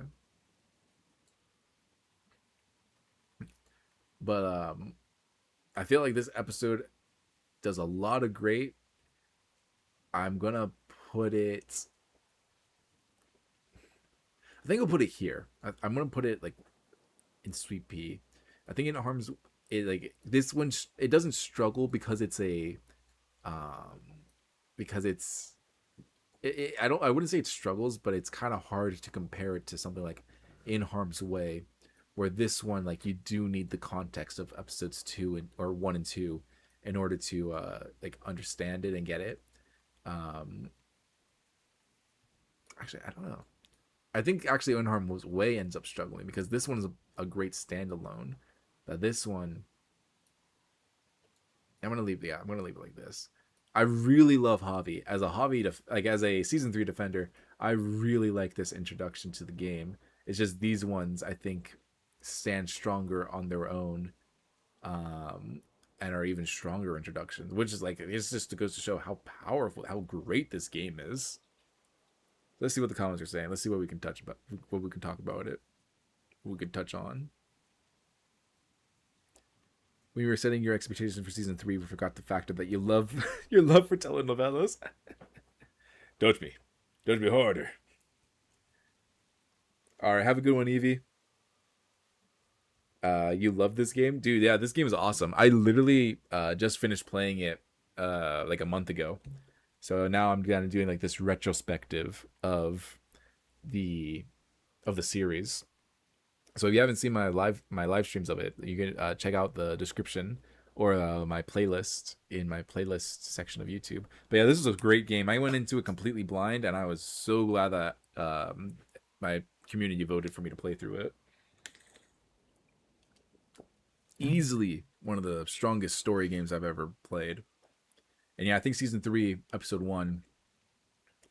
I love this introduction. I love like the characters here and how much we get to see and how different they are from everyone else. And I think like these 2 episodes right here are very interchangeable. I have a like I love introductory episodes, but this one like we have a lot of strong moments within it too, especially that like kind of Carver's like all of Carver in this episode is just so great. I voted for Mass Effect. All right, buddy. Nah, we'll get to Mass Effect. Hopefully sooner rather than later we'll get to Mass Effect. I was planning on streaming all of Uncharted in 2027. However, I just realized that Tomb Raider is getting two new games in 2027. So to kind of like to capitalize on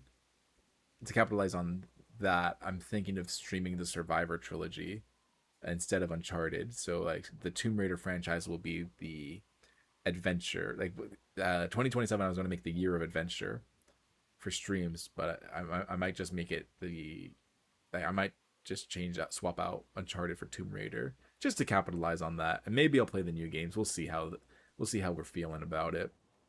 But yeah, we definitely got to play Mass Effect sooner rather than later. Speaking of Tomb Raider, my phone is listening to me because I just got an ad for it. That's hilarious. Boop.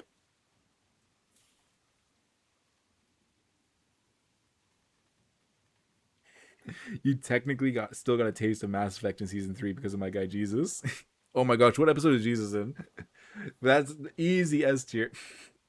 That's true though. They got a little taste, little taste. But yeah, I think this has got to go here. Let's see where episode 2 goes. My only thing with season 3, which this is like a fault on the season in general and not like any specific episode. I believe that it was U Corpse that like that really like that like coined this term, like the Clementine effect, where it's like I feel like I'm way more biased to Clementine than I should, or like than I should be, or Javi is way more biased towards Clementine than he should be because of the player. Like Javi doesn't know who Clementine is. He has no reason to trust her, no reason to care for her, no reason to like her, and yet, like the player chooses Clementine a bunch. Yeah, I love to see that. I love to see those Tobys going. I love to see them working. Tomb Raider. I hardly know her.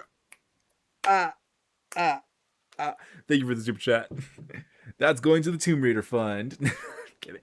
We'll see how we'll right now that's just gonna go to the Wolf Among Us fund, the Wolf Among Us 2 fund, and when we start playing Tomb Raider, we'll see how y'all are feeling about it. And if you guys want me to play the new games that are coming out, we can start a new fund for that, or we can start a fund for something else, or there's just YouTube money, extra gas money, extra book money.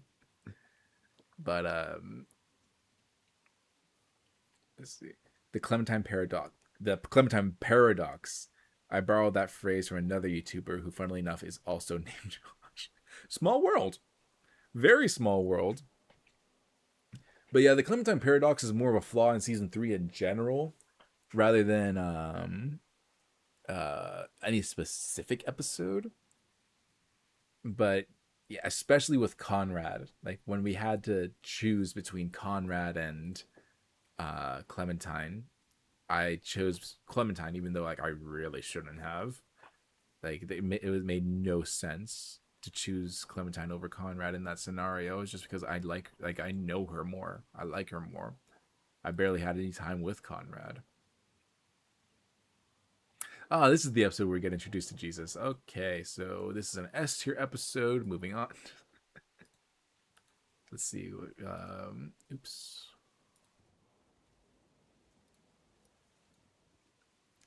So this one we get introduced to Jesus. I think this one ends with Conrad's death.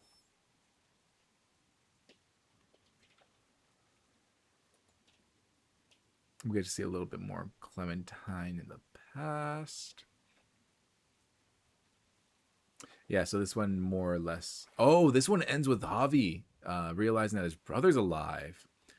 Okay. Again, like there's like a lot of great moments in this episode. This is a very solid episode. Damn. I think I'm gonna put this one here. I think this episode is the one that suffers the most from the Clementine paradox because it's either like you choose to hand Clementine over to Conrad and to um, the Raiders, or you shoot Conrad and protect Clementine. Which for Javi, I don't think it makes sense for him to shoot Conrad. He knows them about equally, and he knows that like Conrad's going through a lot of shit right now, like with his grief. So I think this episode specifically suffers a lot from that Clementine paradox. However, it's a really good episode. We get introduced to Jesus here. We get that amazing reveal that I kind of had a feeling was coming with Javi's brother being alive. I didn't realize that he would be one of the head honchos of the Raiders. But this is a great. This was like had some great reveals here. We got a little bit of the Clementine backstory. And this one, it doesn't end right. Like, no, it doesn't begin with the fire. No, this one has the fire too. Like, this whole community gets destroyed because of Clementine and Javi. Dang, yeah, a lot does happen this episode.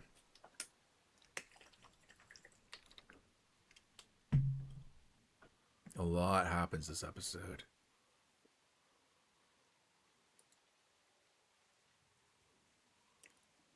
I'm kind of split between having it either be above episode 3 or below episode 3 or episode 1, because I'm a sucker for introductory episodes. I really do like them. But this one, we get to meet quite a few cool characters. Actually, you know, I'm going to put it in good. I'm going to put it at the top of good for right now. We do get introduced to a lot of cool characters. We do get a lot of cool set pieces in this one. But, like, outside of Jesus' introduction, the ending plot twist reveal of Javi's brother being alive, and yeah, really just like those two. There's not a lot that specifically jumps out to me about this episode. And like it's not great that like this is like the most prominent Clementine paradox like within like this season. So it's gonna go in good, but I think it's like it's a very solid episode. It's a very, very solid episode. Let's see what let's see what episode 3 is about. Walking Dead season 3 episode 3. Let's see what this one's about.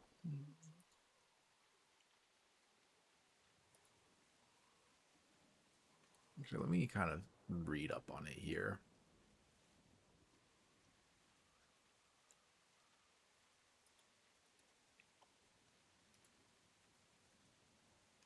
Above the Law.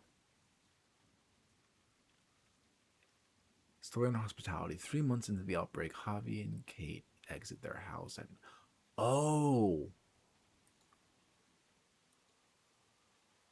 dang.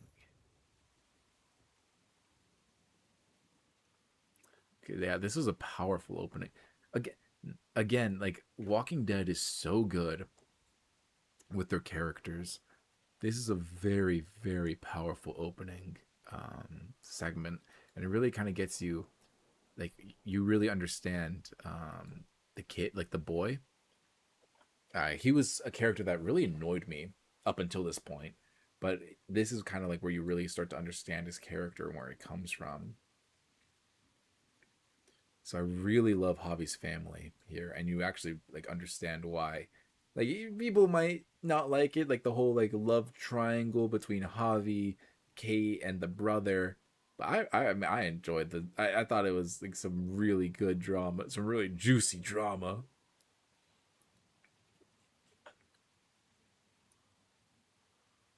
And then And then like of course like the brother, I think is a very interesting portrayal of an abuser, because we get to see Kate. You know, she gets reunited with her husband, the father of her children, and she does not want to be here. She's like, "We gotta go, we gotta go, we gotta go. I don't want to be here. We have to leave," even though they're in safety. Um, and the brother isn't like he's not outwardly that bad of a guy. So you just know, like behind the scenes, it was just so rough. It must have been so rough for Kate because she doesn't seem like the kind of person that like just like she's a brother hopper. You know, she doesn't seem like that kind of person. So like, there's something about the brother, and like we've seen like he's a very angry person. He's very easy to anger. Um, but he's also like not technically a he like obviously he's an abuser, he's a bad dude, but like he's not outwardly a bad dude either. Like he does, like much like everyone else, he does struggle to make the right decisions, and he also loves his brother. It's very interesting. It's a very interesting dynamic that they went for. Hey, Spider-Man. And this is okay, so this episode ends with the plot reveal of like they're evil. Okay. And of course we got to see some AJ stuff too. The main thing I really dislike about episode 1 is Mariana's death. Yeah, that death specifically does feel like a lot of that the Mariana's death does feel very shock value-y. But everything kind of leading up to it I think is pretty good. It's just like she's a character that's gone too soon. I really liked her character, but again, it's kind of like to serve as a lesson for the players. Like, yeah, people aren't safe, not even the kids. Um, but yeah, her death does just feel like, oh, well, that came out of nowhere. That's great. Um, so yeah, I do feel you there. I'm not a fan of her death either. It just feels very like, oh my god, whoa. But yeah, I think the rest of that episode is able to kind of carry its own weight outside of her death. So I appreciate that. I appreciate the episode for that. Um, so episode 3, I think I'm gonna put it again. I think it's gonna be in good. I don't know if I like. I feel like season 3 is very close to each other. Actually, I might drop this here. I think this is it is a very good episode. But like, I mean, I have a very soft spot for season 3. I very much enjoy it. But like, these ones are like everything up here is so strong. And then like we still have season 4 to talk about. Um, yeah, I think season 3 is kind of gonna inhabit good. It is a very good season. Um, it is a very good season, but I don't think it's the strongest that the game has to offer. But this one specifically, this episode specifically, I don't know. It's funny because I like season 3. When I was playing through it, I really liked it. But thinking back on it, there's not a lot that I remember too keenly outside of like the finale, like that last episode, um, which we'll talk about in a second. Like outside of like the finale, I feel like a lot of season 3 blends together for me to make like a really strong and solid ride, and one that I really enjoyed. But if we're talking about like the whole scope of The Walking Dead, um, actually, I'm gonna put this one above here. If we're talking about the whole scope of The Walking Dead, it's interesting to compare all the episodes individually. So let's see what episode 4. Let's see where that one. Actually, it's right here. Let's see where this one goes. Like we know where it begins, but where does it end up going?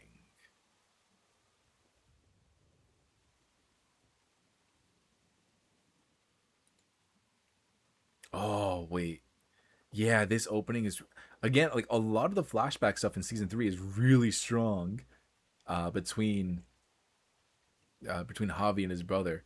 Really strong stuff with the flashback thing, like with the flashbacks, and we get to see a lot like this where their dynamic solidifies, and it's excellent context for the final episode. Okay, so this is the episode where we get information on AJ.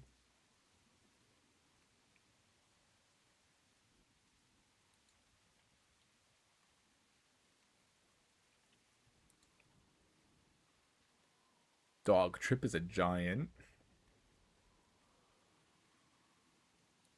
This is where he also gets pissed at us. I think this is where we like.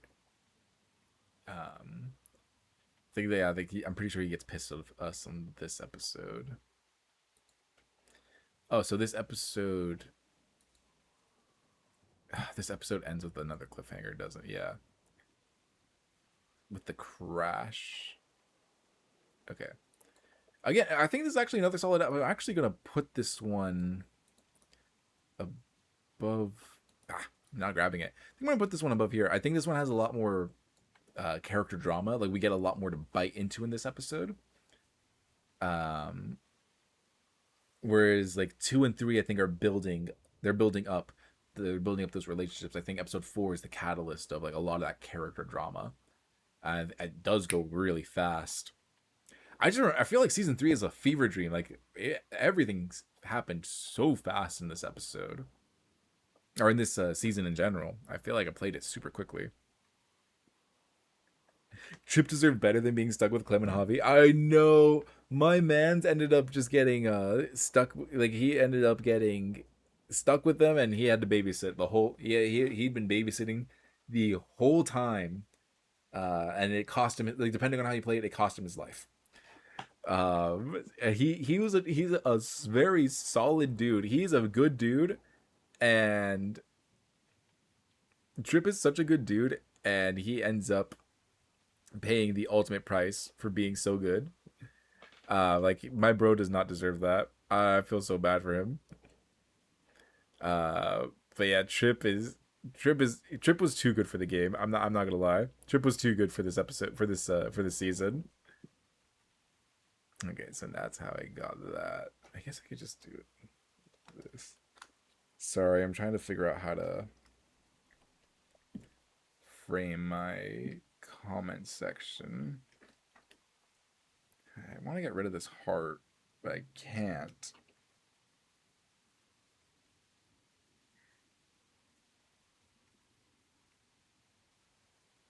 Okay, so that's how I do that, and then open the comments. There we go.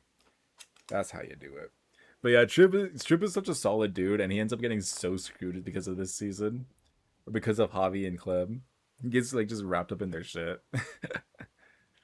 But yeah, I'm gonna leave this one here. I honestly think it probably is better than episode 1, but I'm a sucker for these introduction episodes.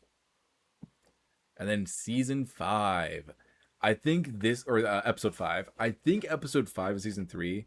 It strongly depends on your final choice. Do you go after or not do you go with Kate, or do you go after your brother? I think it strongly depends on which choice you go with, because much like season 2, much like season two's finale, this finale does have multiple endings. But unlike season 2, where there's like multiple, like obviously there's endings that are better than other endings, but this one has 2 very different endings. And like the last 20 or 30 minutes of the game change completely depending on the choice that you make to either go chase your brother or go with your girlfriend. So those are 2 completely different endings. And I think that someone's enjoyment of this episode is really going to depend on like which ending did they end up getting. Because the one where Kate survives feels just not right.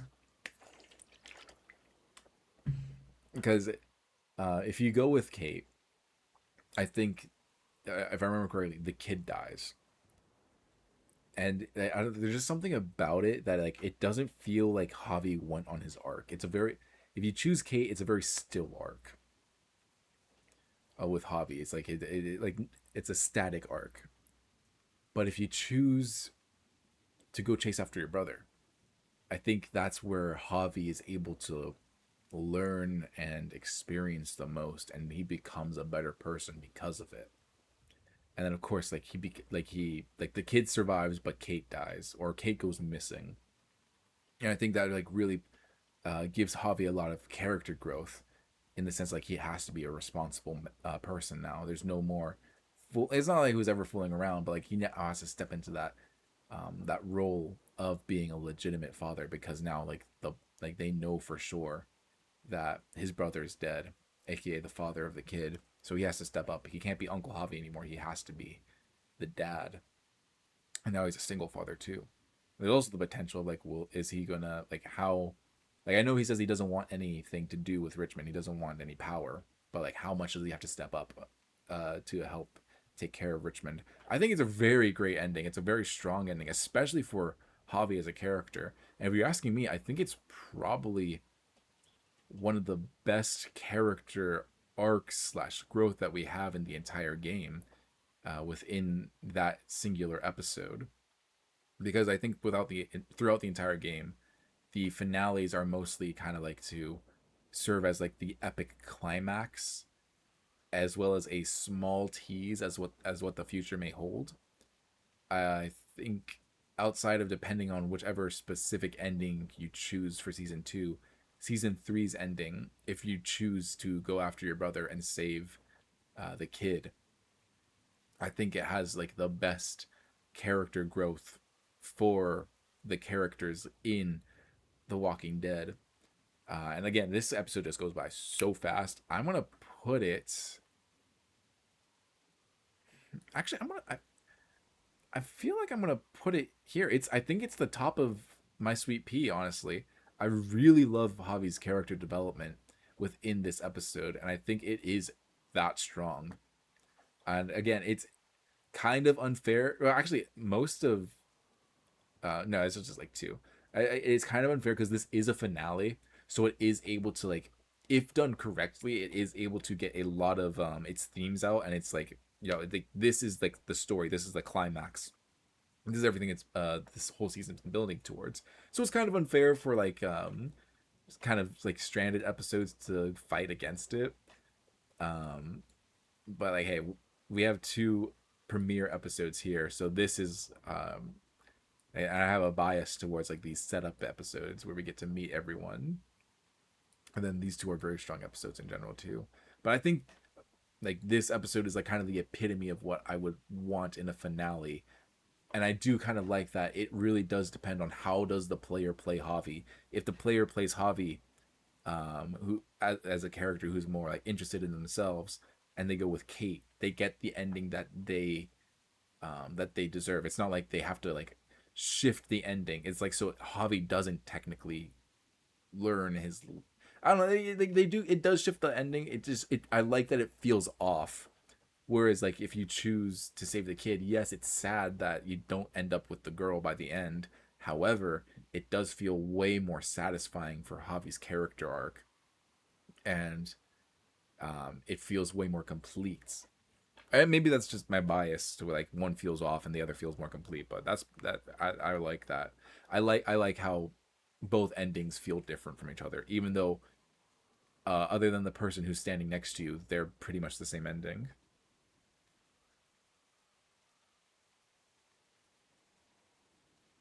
The endings where either Kate or David live don't feel right to me. David lives if you abandoned Richmond, which is messed up. Kate dies if you abandon Gabe and David, which is super messed up. I think the endings you got plus keeping Conrad alive is my definitive ending. Interesting. I didn't even know that David could live. Or wait, no, is David the brother or is David the son? Before I say that, let me get my facts straight real quick. If David's the son, then never mind. If David's the brother, then I didn't know that the brother could live. Let me scroll down really quick. Gabe. Okay, Gabe is the kid. Yeah, I didn't know that David could live. Wow. Okay, that's really interesting. Yeah, you could really change the you could really change the ending of the game. But yeah, I think if you save Gabe, if David dies and you get that final goodbye between brothers, as well as the final goodbye between a father and a son, it's so powerful. It's so impactful. I'm pretty sure I almost cried, or I was crying during that segment. So not only is that super powerful, but it's the fact that now Javi has to step up for. Um, wow, David lives if both you and Clem go after him. I didn't even know that was an option. That's really cool. It's definitely during this point in the Walking Dead game where like they're getting more comfortable with having more different endings. And I think especially for this one, since Javi's character is so far removed from what they plan on doing with season 4, they can get away with having a lot of different endings. That's really cool. I like that. That's I like well I don't like how he does live, but I like that there's an option for him to live. I like that there's a potential ending that you can get. If you and Clem both go after Kate, Gabe and David both die. Interesting. Okay. Wow, you could really go for a lot of different endings here. Yeah, okay. Yeah, I remember Gabe and David dying. Yeah. That's why we get the mural. Okay, I remember that. I don't remember getting an option for Clem and Dave for Clem to go after David with you. That's interesting. But yeah, I remember that's the Kate surviving ending is the one that feels off. It feels like something's not quite right. Um, but yeah, this is actually making me like it even more, even though like I don't necessarily agree with those endings being like the good endings for the game or for the season. Like especially like David living, like you have to abandon Richmond. That feels wrong. But I do like that there are a multitude of options for for the story to go. And unlike season 2, where like the build up to get to those options feels like a betrayal to the entire season, season 3, the build up to get to these 3 or 4 different endings, it feels very natural towards the season, like towards what the season had been building up. And it really does, because Javi's a very flexible character. I think the ending that you get really does depend on how you choose to play Javi and how you view Javi as a character. So I really like that you get so many diverse endings with that, because Javi could be, you could play him as extremely selfish. You could play him as not obsessed, but you could play him as someone who cares for Kate more than he cares for Gabe, or you could play him as that brother that wants his family back. I think that's really cool that you get an option for each one. Clem decides where to go depending on your choices in the AJ getting taken away flashback. Oh, interesting. Okay. Oh, all right. That's cool. That's really cool. Okay. Wow. Yeah, season 3 is where the game really starts. Again, mostly because season 3 doesn't impact season 4 that much, so they could get away with um, doing more. Like your options do affect the story, so that's really cool. Like something that you choose from back then is what affects this episode. That's really cool.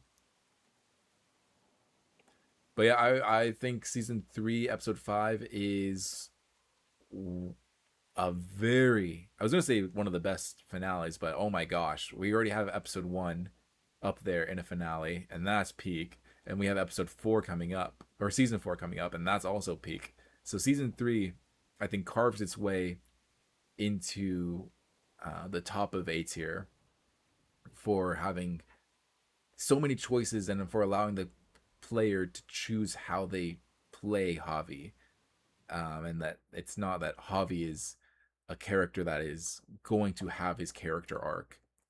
Let me play the rain segment for you guys.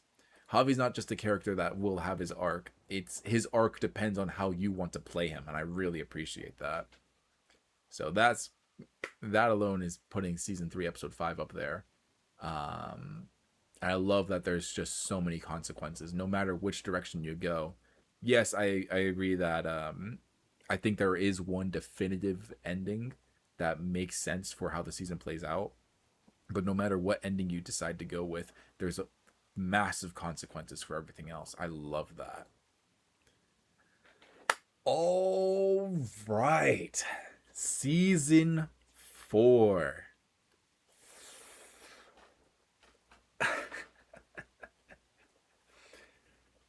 It's all pretty mid. No, it's okay. This is going to be hard.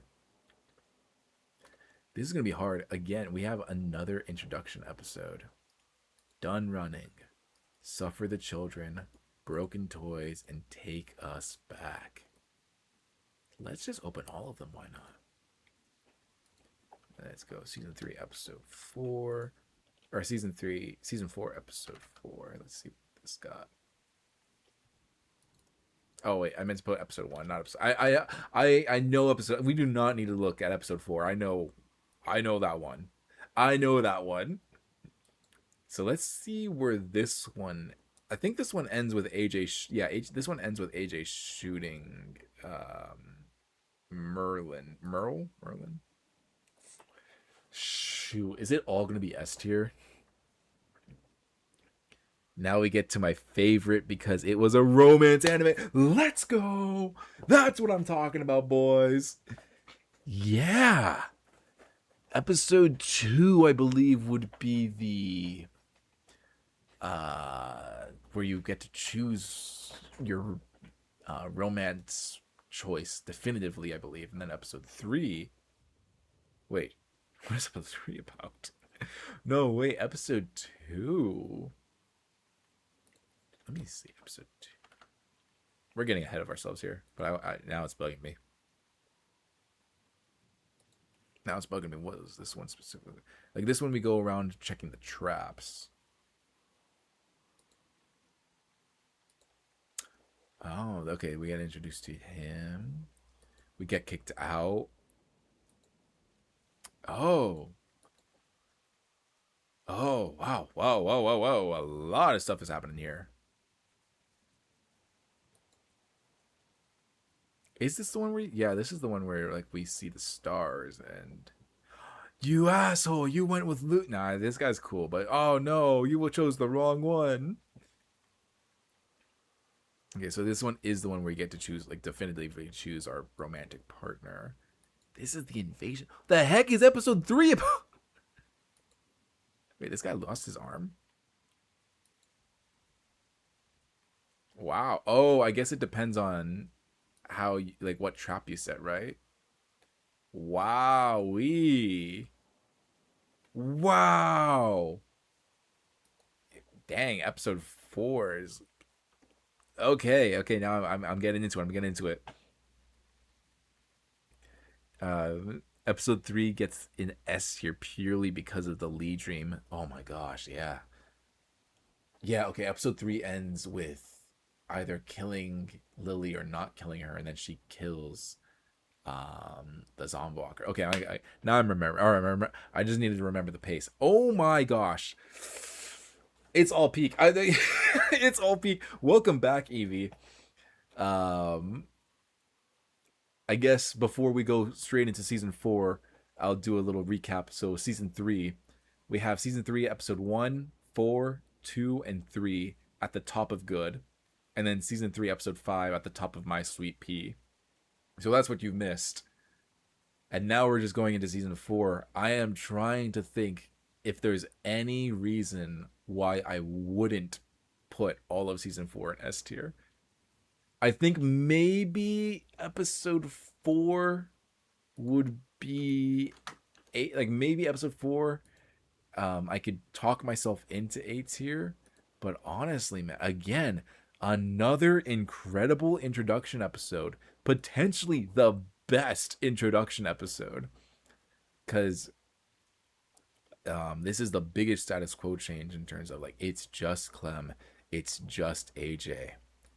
And when we get to meet all the kids, you fall in love with everyone immediately.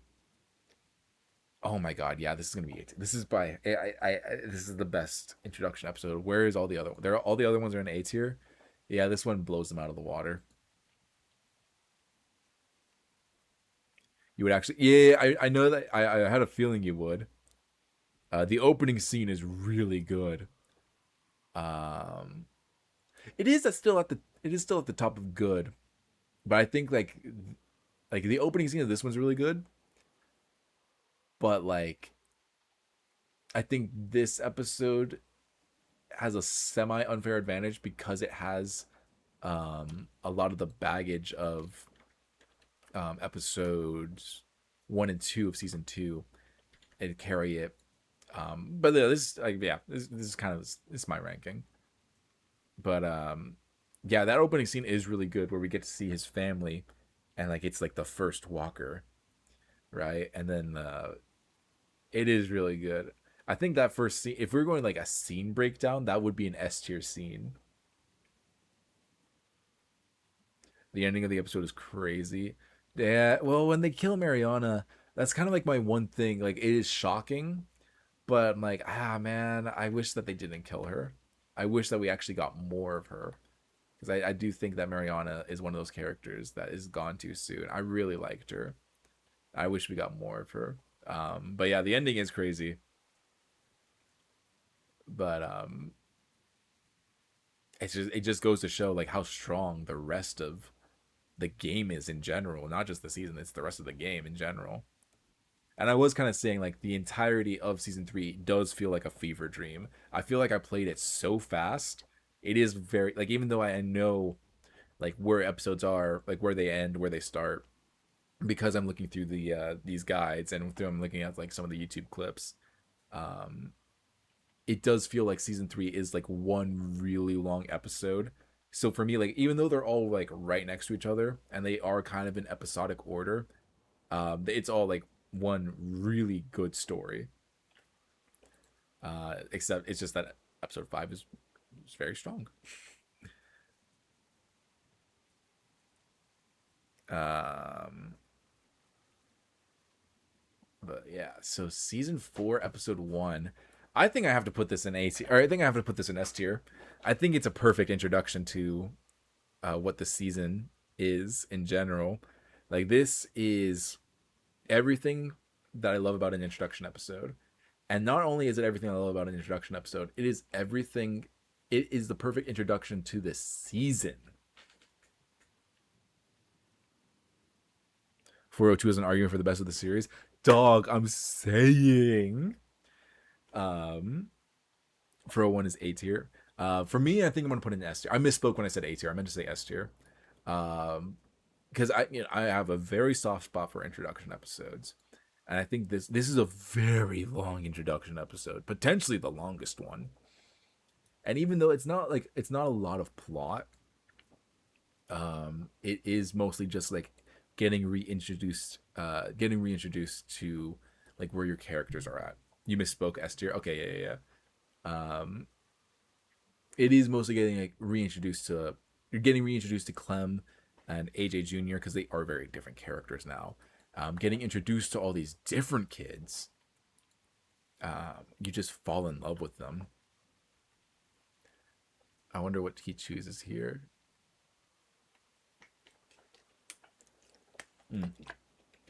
Same thing I chose. Okay,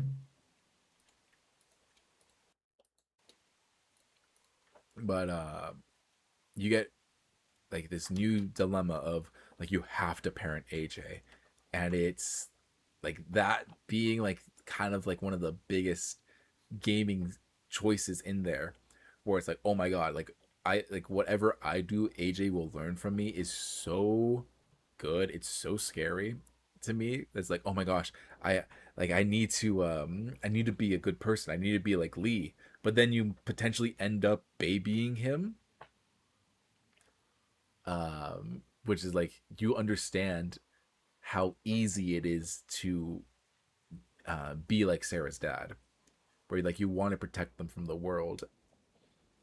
However, AJ is one of the first characters that we are introduced to, if not the first character that we're introduced to, that was born in this world. So it's like he like there is no guide to parent a child who was born in the zombie apocalypse.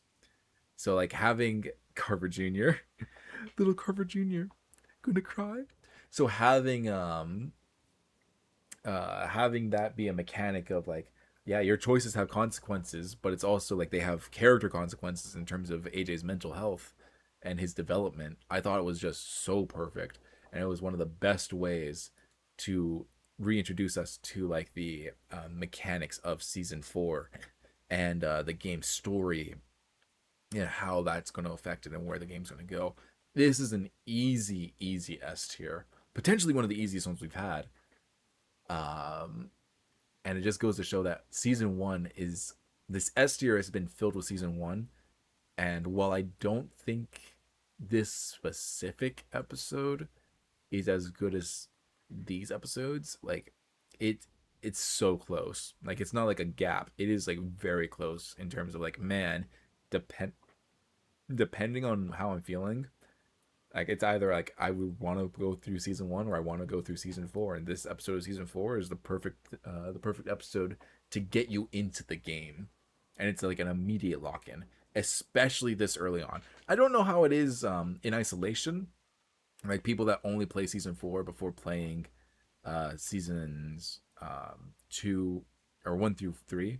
I don't know how it is like in that term, but having played through season 1, 2, and 3 in such a short amount of time, going into season 4, even though it is a very character focused episode and not very plot focused, I think this one, it's like it was so nice just to have like those 2.5 hours of just character work. Really, really good stuff. And now we have season 4, episode 2, potentially the best romance episode of the game. Eat your heart out, Kate and Javi. This was such an incredible, again, this one, the plot does pick up in this one in terms of like, now we have like a ticking clock. Clementine is kicked out. We suffer the consequences of AJ shooting. I want to say Merle. I don't think that's his name, but AJ shooting Merle. We get introduced to the zombie kid, or the kid that's like a sympathizer of the zombies. Reintroduced to Lily, another incredible villain of the game, literal rage baiter. Marlin. Okay, thank you. Um, with AJ shooting Marlin, um,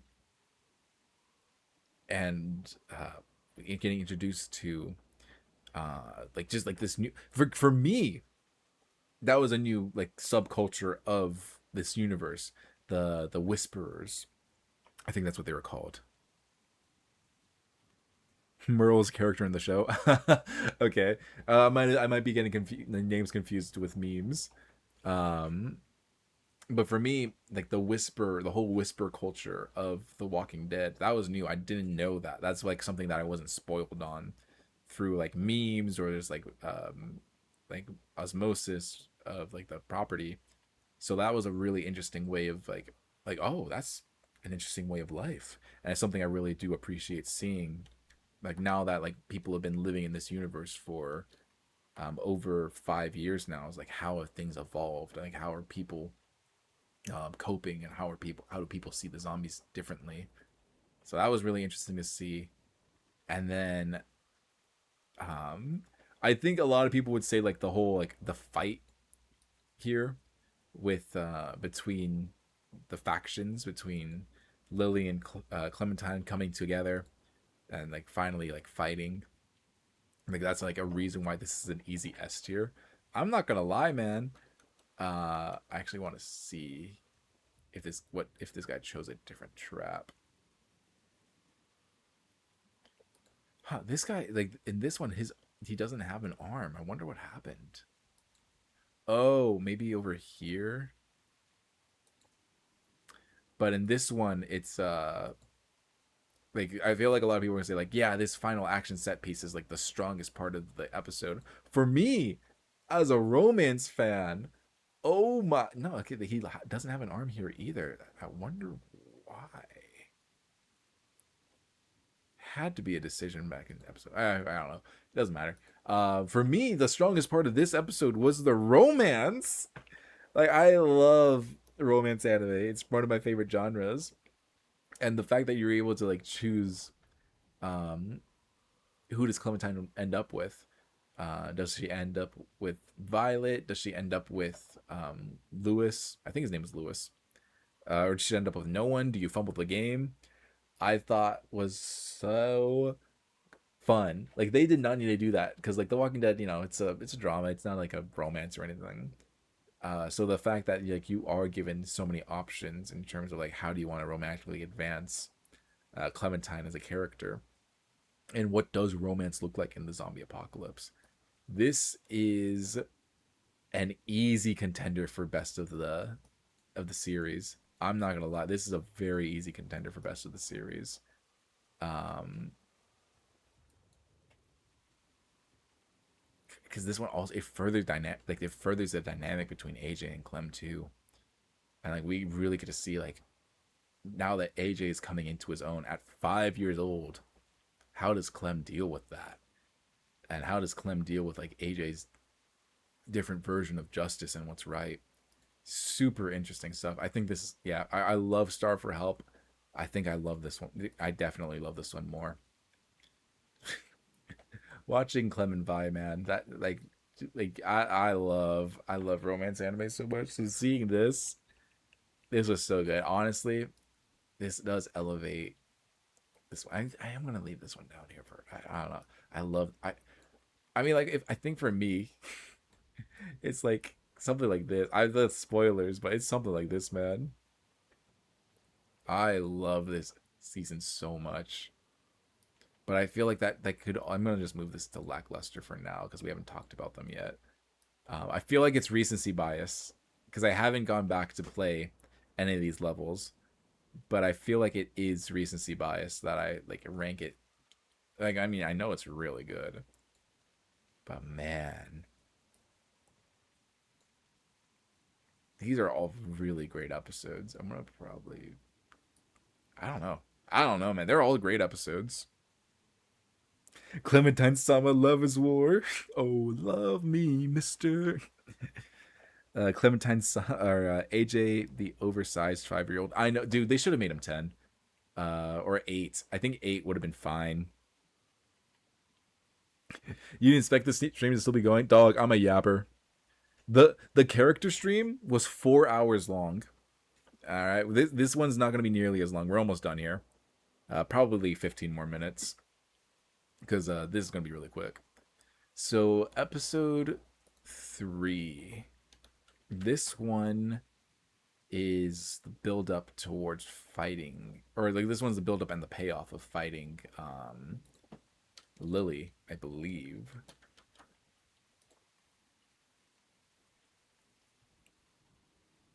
This one's been only 2 hours. It's a pretty short episode.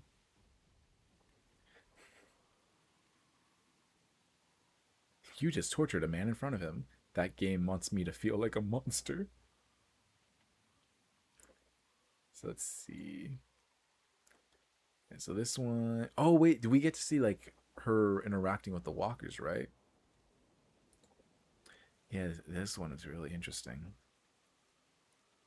This is a really good episode.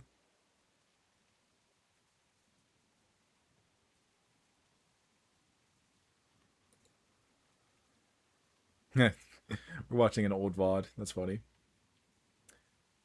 Dang.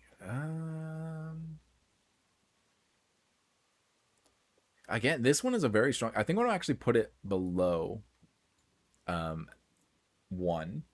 I think I'm gonna put this one below 1. And the reason is I can't, like, there are some great moments in it, like her experiencing the whole like walker thing. Like, what is it like to like see the walkers? What is it like to live through them? The only reason why I have it below 1 is like I can't. Actually, I'm gonna do this one. I can't think of like a lot of like, this is a very strong episode, very solid. But I can't think of too much about it that stands out to me for some reason. I don't know what it is about this episode specifically, But like to me, like I feel like this is a build up episode towards um the finale, which is that's not a bad thing. It's just like I can't think of a reason to uh I don't know. I'm gonna actually put it a little bit further. Something like this, I think. There's something about this episode specifically. Like I really like this episode. However, there's something about. Oh, actually, we do have like that one scene. I believe it's like before the attack, where like they have the party. That one's really sweet. This seems really sweet. Um. Oh shoot, the Lee. This is the Lee. Okay, never mind. All right, back to the top. Okay, yeah, I'm trying to like remember everything that happened in this episode. Lee, B, but Lee's comment moment. Okay, yeah, that's one thing. Like I'm trying to think of like, what about this episode sticks out to me, and a lot of this episode is more or less setting up for the finale. And we do get the payoff. We do get like the climax of the boat. But there's something about like like it's really cool having that action sequence, but it doesn't stand out to me compared to like episode two's action sequence or some other action sequences in having this game. And also the action sequences in this game aren't the things that stand out to me at all. It's the character moments. And in this episode, we have some really cool ones with like having that little celebration before attacking the boat, and of course the Lee moment. Again, if we were only ranking moments, easy S tier moment. But as a whole, I think this episode is very strong. I'm gonna put it at the top of good. Um, it's at the top of good, and it has like a couple of S tier moments. That's the thing. It's like it's got some great moments, but overall, it's a fine episode. It's a fine episode, and it sets up for an even better episode. Oops. Wish me luck for my interview on Friday, dude. Good luck, man. I think I saw you saying that they moved you around, like, or they moved the game around, right? So that sucks. But like, very good luck to you, man. I hope you get it. I hope you get it.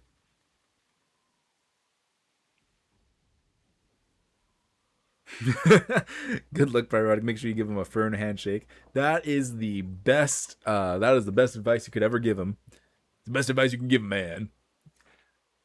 But yeah, I'm gonna yeah, I want to leave it here. I think these episodes are all very like much stronger than it, and this one specifically, like it's got great moments. However, I think it is mostly just building up to this episode, the finale of the whole series. And you know, when it comes to finales, we've seen it here. You can either have some really good finales or you're going to have some really bad finales. And this one is wrapping up everything for now. Who knows? Maybe we will get a season 5 one day. And how does it go? How is it? I mean, it's one of the worst. This is one of the strongest finales I think you can get for a game, honestly. And there is so much that happens in this finale. So it is short. It's not like this it's not like this map sweeping event where like we keep going from scene to scene to scene, but it is so character driven. The heart of the characters are on full display. You have like AJ coming into his own and really deciding like what is he going to be in the future, and like how have your actions affected this child, and how those actions can save you or others or doom you and others. Oh man, and you have the whole scene with Lily on the boat. If you decide to save her, if you decide to spare her, you have the whole scene with um like you calling her out and her leaving. And I really like that scene. I do wish I killed her, but like also I really enjoy that scene of like those two getting to say their final goodbyes to each other, in not in like a goodbye, I hope to see you again, but in a way it's like I hope to never see you again. And it's like Lily finally being able to see Clementine as her own person, I think it's a very strong moment for Clementine as well. And then like just AJ in general, man, um, making his own decisions. And the game really did get me at the end of like, I thought I babied him too much, and I was thinking like, man, if I had trusted him more, would things have ended up differently? But at the end of the day, like the decisions I had made, he did follow my decisions to the letter, and he did not follow what I told him to do, and he trusted in himself. And this game got me at the end because I did think that Clem died when she got bit. I thought that was it, and I thought she had been bitten for too long, much like Lee. But AJ saves her by taking initiative. He completely ignores her orders, which from what I've heard, it doesn't sound like this is something that comes from the game. Like this isn't something that comes from your choices. Um, Goodbye, Lily. Hope Joel beats your ass. Hell yeah. Hell yeah. I hope Joel's having fun up there with you as his punching bag. Um,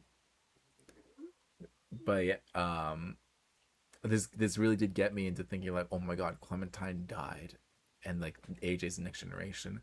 But I'm so glad we got a happy ending in this one. Not just because like I'm really biased toward Clementine, that I like her and she's one of the best characters in the game, but I just feel like it would have been so easy for them to do the doom ending, right? The doom and despair ending. Like there's nothing happy can happen in the zombie apocalypse. But it's the fact that like if you play it right, like you don't have to have a romantic option in this one, but if you play it right, you do get that romantic option. You do get that happily ever after. Yes, a lot of the kids do end up dying. A lot of the cast does die, but not nearly as much of the cast that has died in the previous seasons.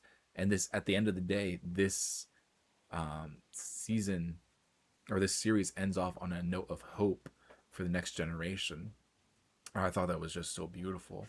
And of course, just like the ending sequence where you're walking to your room and you see the thank you from the developers as well as the credit list. I just thought that was so beautiful, and it really did get to me there. I think everything about season 4, even though we have one episode in good, that's not saying that it's a bad episode. It's just saying that like compared to some of the other episodes in there, that was more of a setup episode.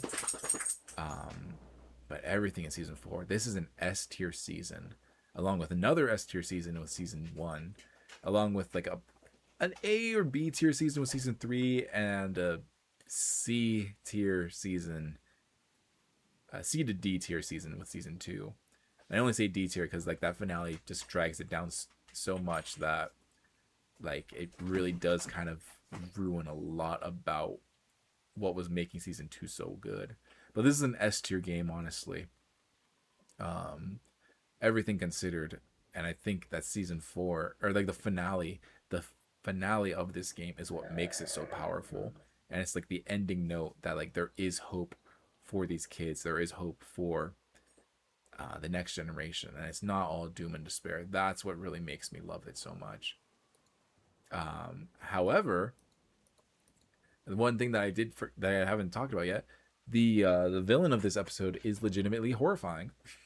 The sister, I remember when we saw her design when she was on the bridge.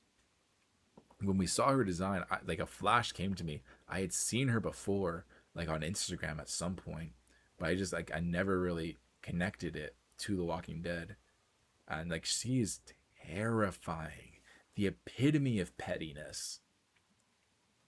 And it's just like I'm glad that Lily wasn't the final stand villain, and that it was someone like that sister, the one like someone like we saw her life get broken down and destroyed by this world, by the people in this world, to the point where she had nothing left, and she would rather die for nothing than swallow her pride or change her ways. And it's crazy to say that because she was so young, but it was also because of the brainwashing, like that soldier mentality that she was put through by adults that doomed her. Whereas all the other kids that like were loyal to each other, that weren't brainwashed to become soldiers for a quote unquote better cause, they were able to save each other or as many of themselves as they could, because of the bonds that they have. And she could have been one of the people that they saved. It's just that she didn't allow herself to be saved. She would rather have died a horrible monster that took everything away from Clementine than someone who would look at their own, rather than someone that would look at their own flaws and their own mistakes and accept them and attempt to make better out of them. Just beautiful stuff and horrifying stuff too. Jesus, that she was such a great villain, very creepy. And even though we didn't really get much from her, we didn't really know too much about her. She immediately went up with Carver as one of the best villains of the game for me, just because of like how thematic she was and just her design too. All around excellent game, guys. Thank you so much for watching this video, whether you're watching the VOD or not, and for checking out those Walking Dead streams, for going through the game with me. I am so glad that this was like the first game that I played after my streaming hiatus, because this game really got me back into the groove of streaming, and I'm glad that I had such a good experience coming back to streaming. And now Lego Batman has just got me so hyped. I'm so excited for Mondays. I'm so excited for Mondays now, like, because Lego Batman, I'm enjoying it so much. But this game laid down the foundation for my Monday streams. So yeah, guys, thank you very much for watching. Thank you for checking out the whole stream or checking out the VOD. Thank you for the donations, for like your inputs, and checking out playing with the chat. Turns out we did not need a lackluster tier, but I'll keep it there. But yeah, guys, here's your screenshot. I hope you guys enjoyed the stream. Let me know what your guys' favorite episodes were. You don't have to rank all of them in the comments below, but you can give me like your top 3, top 5 favorite episodes of the game. If you want to, you can leave your reasonings. You can tell me why I'm wrong as to why season 2 episode 5 is the worst episode. Maybe it's your peak episode. Who knows? But yeah, I'll see you guys all on this coming Monday. I am not going to be, I think this is going to be my last stream for the week. I could stream some other stuff, but I think this is going to be my last stream for the week. We'll come back next week with a few more streams. I'm trying to catch up on my my catalog of streams that we got to go through, because we still need to do my spring anime, which will probably be my winter anime ranking, which will probably be next week. My favorite episode is every episode involving Jesus. Hell yeah, man. That is the go. And he's also in season 3, episode 5 too. Like, he comes in with the cavalry. He is so goated in that one. You know what? That's the correct answer. My tier list is wrong. I gotta fix it. But all right, guys. Thank you all so much for watching. I'll see you all in the next one. If you enjoyed this, or you want to see more from The Walking Dead, make sure you check out the VODs. They are linked in the description. They are also in my playlist section of The Walking Dead. And then also, if you want to see me stream more often, check out my Lego Batman streams. Right now, we are playing through that game. I don't think we're going to 100% it. We're at the very least going to finish the story. And then maybe for like some filler streams, we'll kind of go in and play some of the open world for that. But we'll see how we go for that one. But I am loving Lego Batman right now. Hands down, one of like the most enjoyable games I have played in a very long time. This is a great game. Will I say that it was enjoyable? No. It was just pain and suffering incarnate. Very great game though. But Lego Batman is just so enjoyable. It brings out my inner child. So if you guys want to see some of that, check out those streams. I have some other streams planned. I'm planning on playing Wolverine when that comes out in September. I'm going to be playing the Stanley Parable after Lego Batman. Maybe Tell Me Why after the Stanley Parable, depending on how much time we have between that and Wolverine. But I do need some really short games to get me to Wolverine's release date. But yeah, all right. I'll see you guys in the next one. Bye.